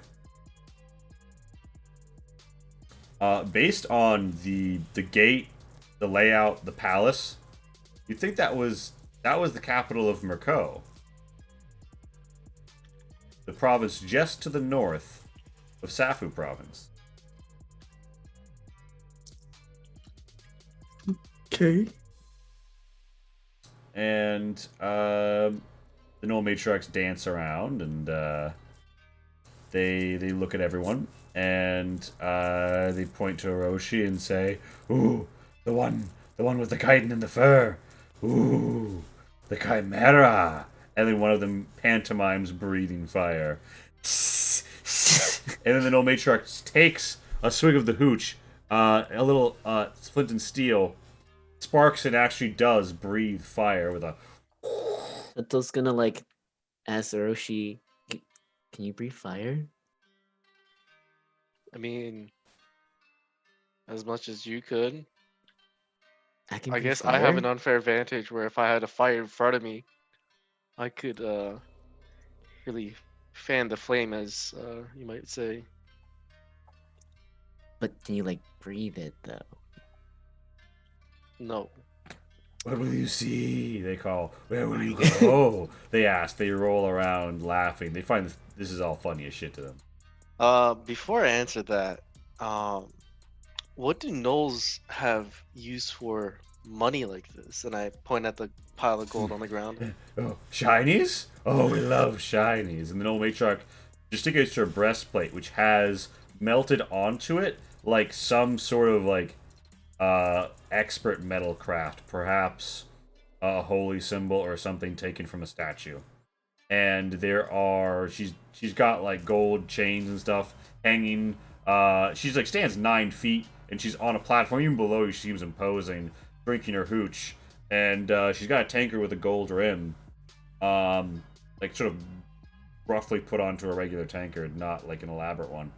They never like shinies. You don't think that they use them as currency?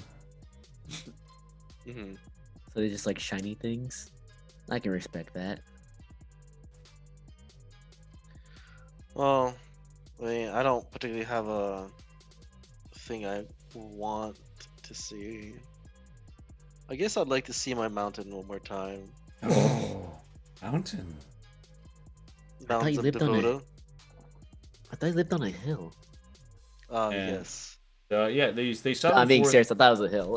They summon forth legitimately live on a mountain. the western mountains of Davuda, and you see them crack open from the terrain before splayed in a dirt field, each trailing bit of dust winding over the hill and the crags.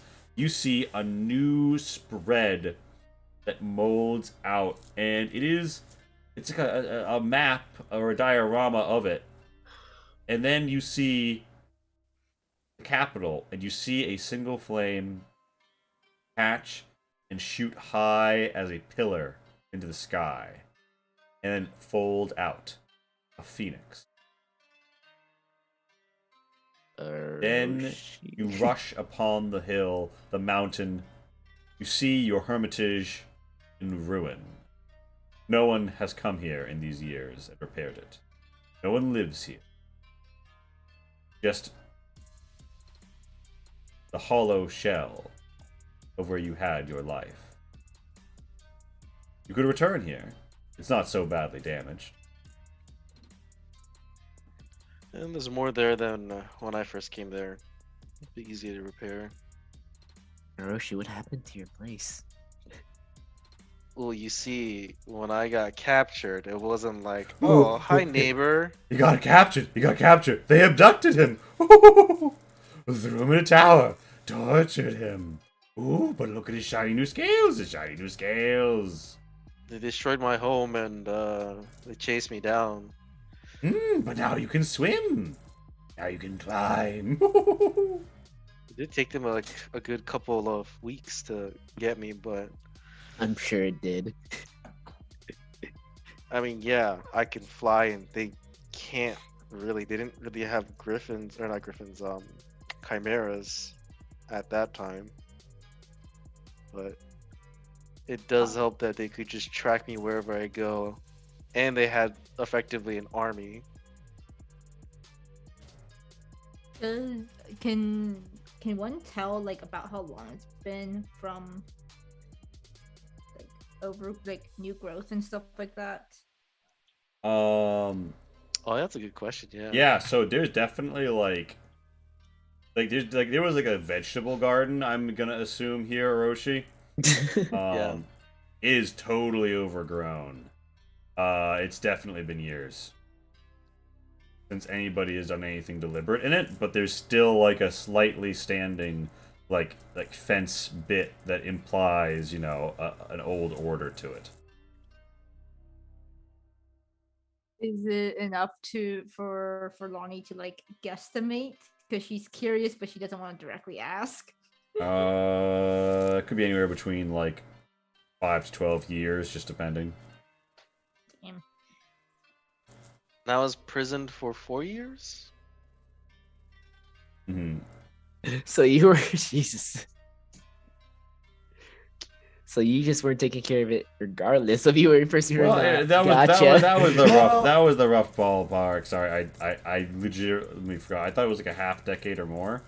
But yeah, no, 4 Okay. years. So yeah, Okay. it looks like it's been years Oh, plural. I was gonna say, okay, I no, was saying, you just this thing's wanna fucking take care showing of the it. future, not the present or past. Well, it might Or- be, but you don't know if you go back. Or you just never took care of it in the first place. Ah, yes, Tento. I lived as a wild person. Yeah, with they all nothing cultivated. They all turn to you and say, what can anyone show the oracle? What can someone show the herald of a god? You show us." They all nod and laugh. You show us. You show us. And they point and they laugh at you, Lonnie. Lonnie just rolls her eyes and turns to Orochi and is like, "So, or do you want to go back now that?" No. Now I that mean, the I would Pretty like good. to when the deed is done, but work isn't over yet. You got rid of one foothold of the eye in one region. The eye still exists elsewhere.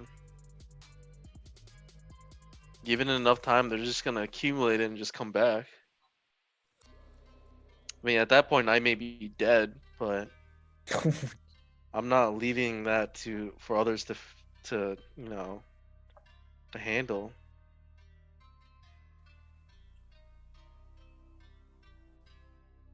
Plus, I said I'll help you guys out with whatever you're doing. You guys helped me a lot. I'm ready to go home, but not quite yet.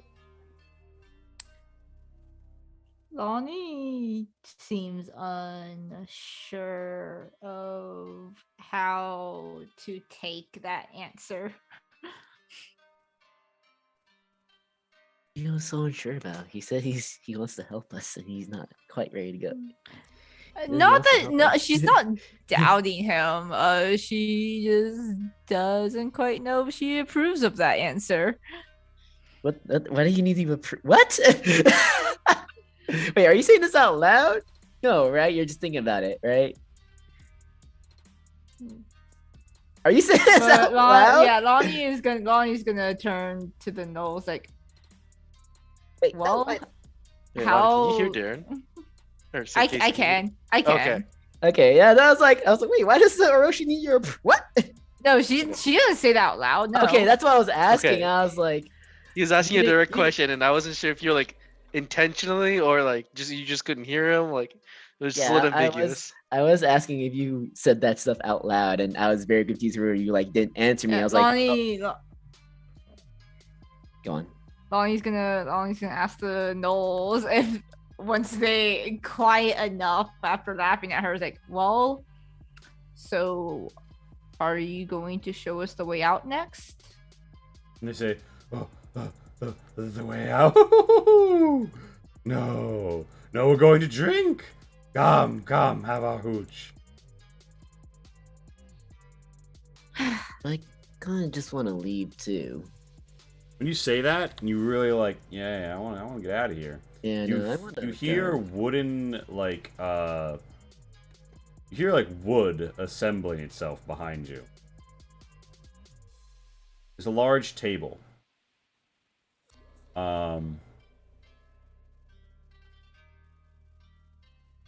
And on one side sits Koza Gadek. You've met her once. She is a woman of great resolve and charisma. She leads her army in the south, and you'll be joining her for taking Kathator. Across sit rather inseparable siblings, Uriyo and Akari Tessin. There's no Kabancha to flirt with this time. And you see the symbol on the table is the clan Tessin Mon, the Iron Fan. And born in Akari's hands is the Black Steel Fan. Across from this table you see Hamakozu. Across the table you see many faces, people who you've met and known. Koza Gadek has another figure next to her. You don't know who it is. They're shrouded now. That's not good. And they talk, and you're not quite sure what comes of it, but you get the feeling. You get the feeling that you wanted to. You take your place at that table. Now, as that feeling sets in,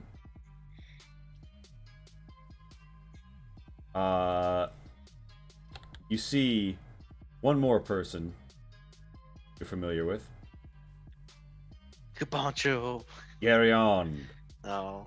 Carry on. Garyon, alongside his cousins.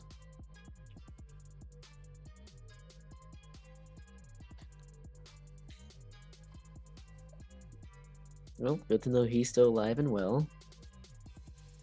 Again, we don't know if this is showing the past, present, or future. You just saw me sleeping on the bed.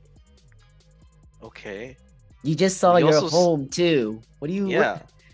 My home that looks a lot more overgrown than it would normally be.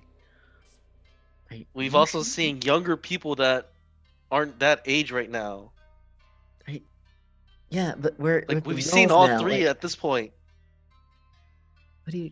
Yeah, but with the Knolls, you saw Bartiga Yeah. at the We've night. seen all three tenses at Oh this my point. gosh!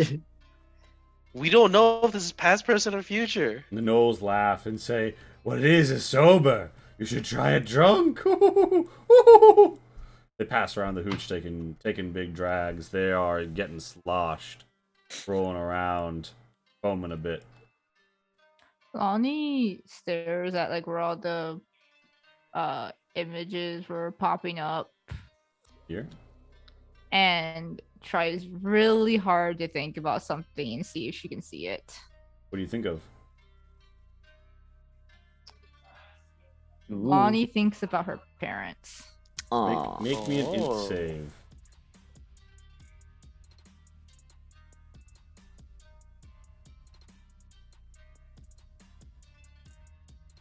There's a sharp, warm sensation in the I back also center of your don't brain. know if you remember the stuff I wrote about them. I remember reading your backstory very extensively, and I don't remember. Yeah, I didn't think this would actually work. Well, like, are your parents characters in your backstory? Yeah, God, I didn't think this would actually work. I can't I look thought it up they on were the doing computer, it. then I have a laptop. Well, here's the thing. It's okay. You feel a sharp knife at the back of your head, and you feel like this warmth overtaking you, and the gnolls react, and gnollery sparks in your presence, and you see a fleeting silhouette of them, and the gnolls look back and forth, and they look at you, and they say, "Ooh, ooh, I wonder." And then one of them says, "Ooh, ooh, ooh, maybe it's from the other side. Ooh. And then Matriarch steps up, keenly looking at you and says, "It doesn't matter. The herald of a god is always the herald of war. Ooh, ooh. Read your prophecies. I await the day of blood." Lonnie mutters curses under her breath, gives a glare at the gnolls like it's their fault somehow. Thinks about what Roshi's been saying about past, present, and future, and just is gonna go towards the table because it's mostly away from the gnolls. Alright, and does anybody do anything else in this juncture? I want to take a close look at the coins. Yeah, Roshi, you take a close look at the coins. They all have they remind you of the banner that the rebellion has been using. Okay. Sentinel's like, what do you? They're just coins. What is this first time you've seen money? And when you look closer, these coins have the exact same pattern as the one on Kabancho's jacket. Yeah, these are not just coins. Well, now that catches Tento's eye, he's like, wait, where'd you guys get these? And the Noel say, "Get? Who? They came in with you." You came in with us? They gesticulate to the fact that you fell into a hole in the abyss that is just sort of like trailing dirt. Lonnie looks back, is like, they're just coins. Come on. No, Tento's gonna pick do I one need up to and explain throw this? it. They're not just coins. So I know Tento's gonna pick one up and toss it to Lonnie. He's like, does this look familiar to you? Does Lonnie catch it? Yeah. Can Lonnie? I mean, it's just... Okay, her touch isn't that bad. We don't know. I don't know. I've never catches it, thrown though. anything at her. Yeah, you Now, have. if you threw like a hammer or something, she probably couldn't. Throw it. I think her shitty strength can handle a coin though. Yeah, throw a coin at her. So does this look familiar to you? You guys have a whole rebellion after this This- coin. Is Kabancho's coin really that special? Like, it's not just a no. Guess you Um, never really It's thought about not a that. sign of a fucking rebellion, so yeah. Well, Sorry, it's not just like. So the coin itself wasn't like the world's most like special of coins. Like this was a coin. Would Kabancho have told Lonnie like the whole story? Yeah. Yeah, this is the Lonnie, this is the- Lonnie and Morello knows the full story. yeah. This is a coin of someone who was like flipping it to decide whether or not they were going to rapidly or slowly kill Kabancho. Not. And it landed on its side. It was just a coin they happened to have, but it's not that common. Hey, Gelotized. It's not. It wasn't like the most. It's not the most common of coin. So the fact that they're all the exact same type of coin, because it's not minted. It's not like a present mint. This is a very old Albardian Empire gold coin. Lonnie like looks between the coin and the coat because I never took it off the back of my shield. Now that I think about it, It's now sufficiently, like cut up. It's got some scratch marks. You gotta have to on the stitch it back together. of the shield. Oh, sorry. You mean, yeah. I mean- it's on the inside. Okay. Cabancho took quite a beating before he went down, I mean, and yeah, had a friend stab him I through was It's not saying, his I body, didn't yeah. cut it up, but yeah, Lonnie just kind of assumed this whole time that the coat was like an embellishment of the coin, not actually what the coin looked like. Well, No, that's the coin that was the coin that changed everything, and that's what Yeah, no, Cabancho was. Lonnie just kind of assumed this whole time because she never saw the coin before, so like, oh yeah, he probably just like embellished it or something. yeah. So that's the coin So- that changed everything. Zion, do you know where these are from? Let me think about it. Can Let I, me like- think. Roll a history with advantage. Advantage. Yeah. 26. They come from the reign of an empress who reigned hundreds of years ago in the Albardian Empire. She, as most were, was an old elf, and she was renowned in her own way That doesn't sound for good. infrastructure projects and increasing trade. Overall, this was pretty good. There's caches of her of gold minted in under her reign, all over because they mined a lot of gold and silver and other minerals during her reign. You would know, in addition, that there was some suspicion in the time of Empress Imahine that she was probably not the most devout worshiper at the temple, but she definitely was a member of a religion. She kind of kept it private. But you know that scholars of today tend to assume that it had something to do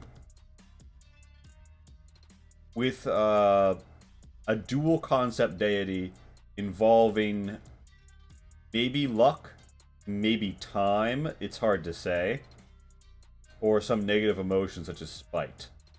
And Imahine, she definitely did her job well, in that she was a good empress, but she made a lot of enemies in the process because she uprooted people who were getting their palms greased. So history doesn't tend to remember her well, and ultimately, when she happened to, trip and fall into a well, which happened to lead into a Feyway, which happened to be surrounded by Fey assassins, people were like, well, Empress Imahine got Empress Imadednade. Yeah, you just happen to fall into a well. Yeah, those who, Yeah. eventually, some people were found guilty of being co-conspirators in her murder, but Who it thought took it? a while. It took a few years. Yeah, I'll just tell her about the Empress a little bit and the not her getting murdered and whatnot. Just the good stuff. Yeah. How long ago was this though? Hundreds of years. Okay.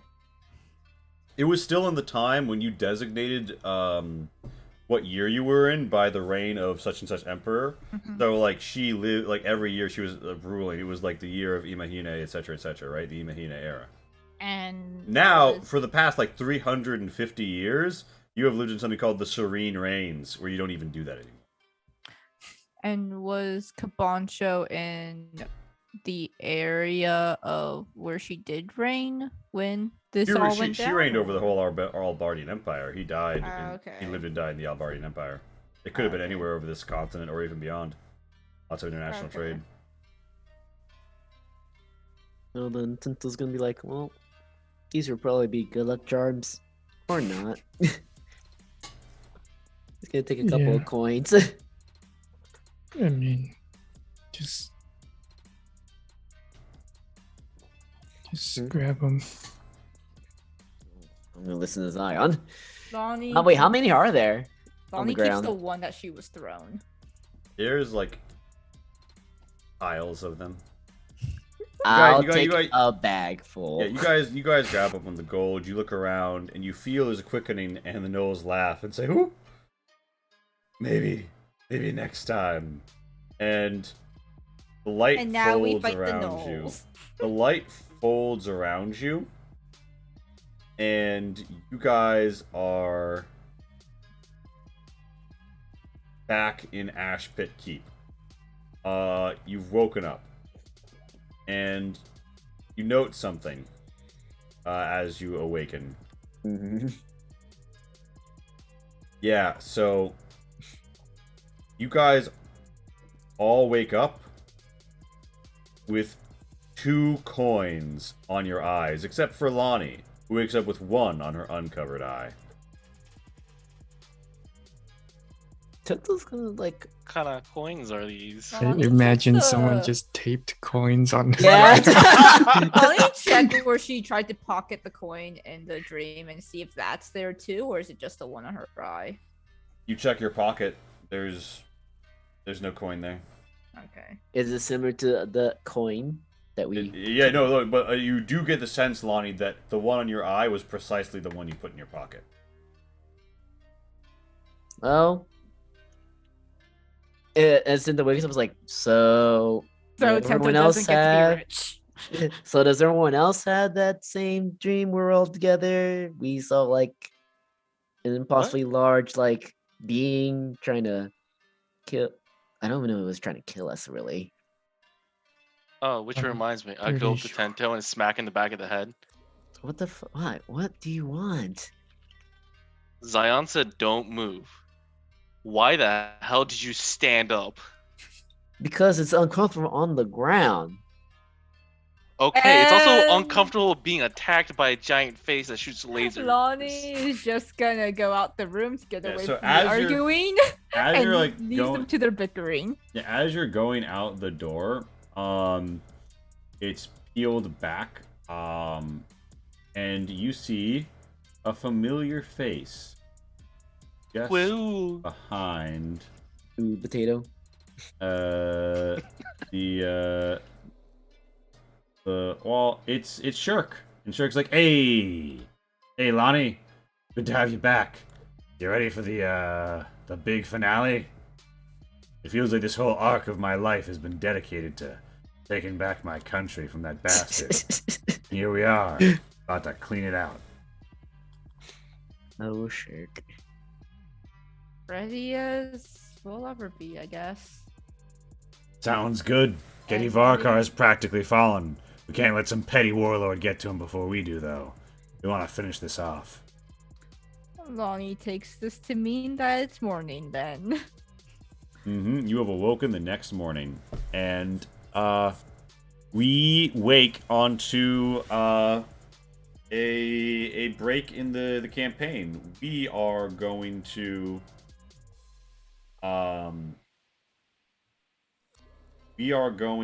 do something a little new. I believe next week we might do some. I'm not sure what we're doing next week exactly. Actually, the 14th, Monday, the 14th of March, we begin Tyr Takes Tanlin Town. Where Tyr and with the exact same cast of players, Tyr and a new group of characters do something in Cathator ahead of the invading forces taking down the besieged city. Yeah. And yeah, so it's pretty exciting. The other three players have created their gang, and it's going to be wonderful. It's going to be played in Foundry, and it's going to be pretty hardcore. So come out. The story is it's going to be very tie-in with High Road, obviously, because it's literally the seeds that they're going to go siege and take over, right? The seed they're going to go siege and take over. However, it's also a sort of a standalone story in a sense. So if someone wants to get started on High Road, they can certainly consider it. If they're a big fan of Foundry, we'll be using Foundry. And yeah, I think that's more or less the rub. I keep forgetting I'm supposed to do a dramatic stinger that ends on me playing the outro song. But yeah, all that said and all that done. Thank you all for coming out tonight. It is feedback phase time, starting with Shin, going right to left as I see it. Shin, how was the dream sequence? Overall, I had a good time. I like how there was a bunch of options on way to do things. You gave us plenty of time to RP, make choices, and explore our options, and to bicker. It's always fun to bicker. Bickering time. There was no bickering. All you did was yell at me. You deserve it. No, I It was sometimes fun. wanted to cast Hold Person on you. Next Brian. It's nice that it wasn't just, oh, we fight through it and then we win. It was like, as I said before, like there were options. We could have done other things. Yeah. I still not sure what the trio, I can't remember their names anymore, Moko or Mako. something. Mako? Mako. Mako. I'm still not sure what they were, I guess, contributing to that scene, but I dealt with them, I guess. Oh, don't worry. You'll find out. Okay. Yeah, you sent I them think sorry. he just fucking added to Senjin's army. What's wrong with that? You guys don't have a problem with Senjin, right? Yeah. She's a well-known bounty hunter. She only chases criminals. Yeah, she's for justice and safety for the citizens of the world. Yeah. Yeah, Yeah. man, good thing we only have a scout with us. My only,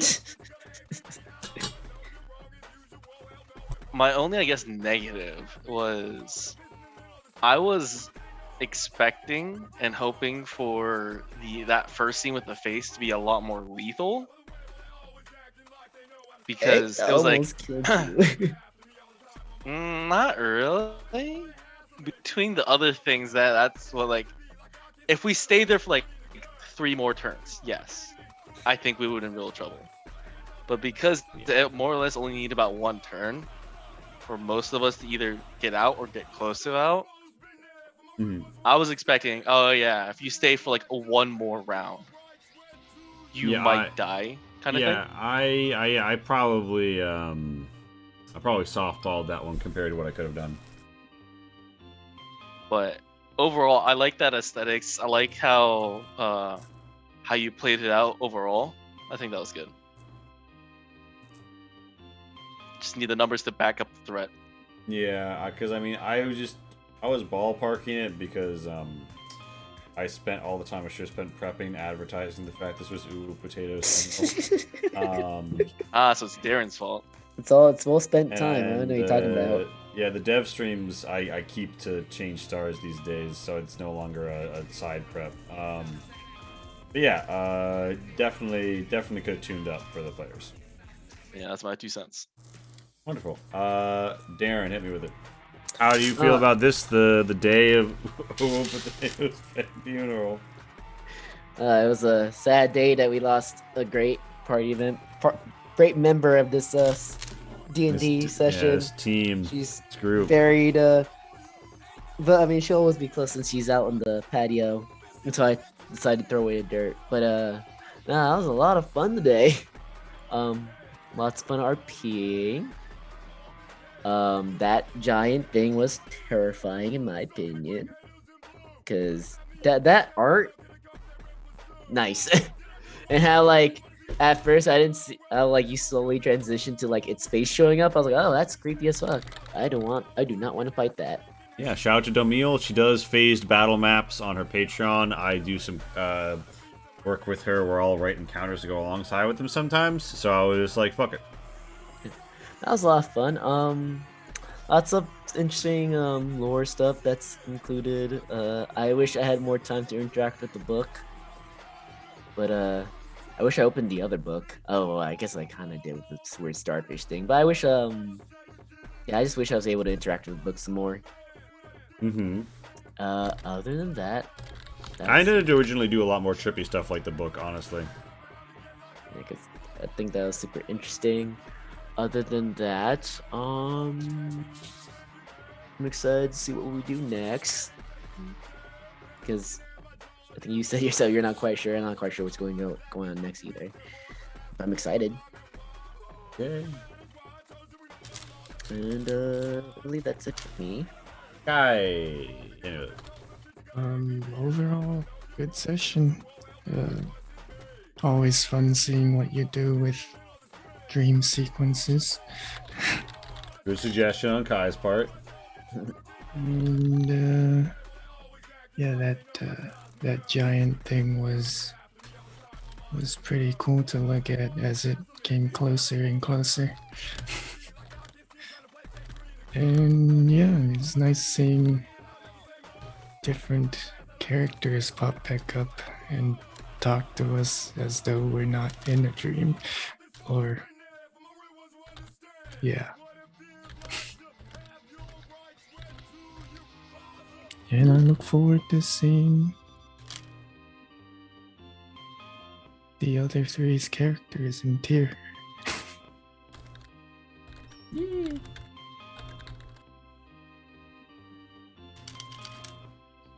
Okay. That. I think that we go to Casey. They're all fun. The first part especially was really cool. Also think he did a good job like giving credit to who made the maps.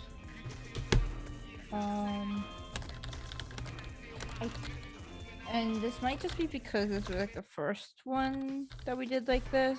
Cause like the other times we were in like dream sequences, like it was obviously like a point that we were like there's obviously a point that we were in there, and like this one kind of seemed pretty aimless. Like it kind of was like obvious it was filler until like the very end when we got to like I don't know. That's when stuff felt a little bit more impactful, like at the very end. It was cool, like going down memory lane, meeting these characters and finding out a little bit more about them.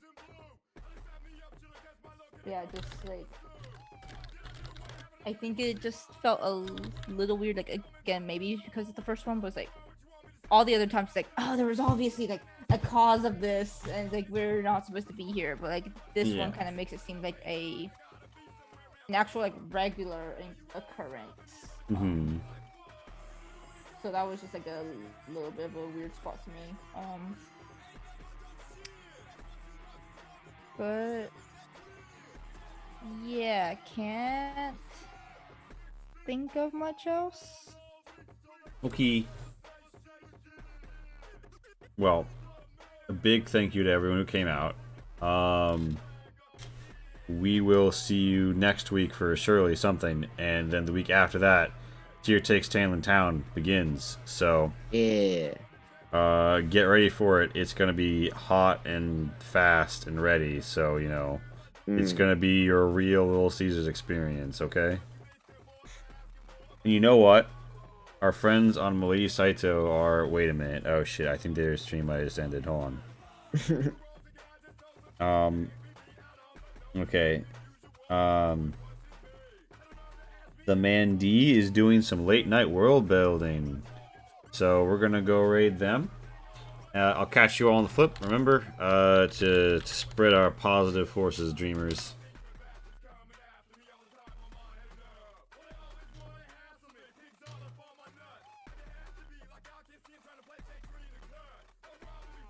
I'm hitting right now. I'm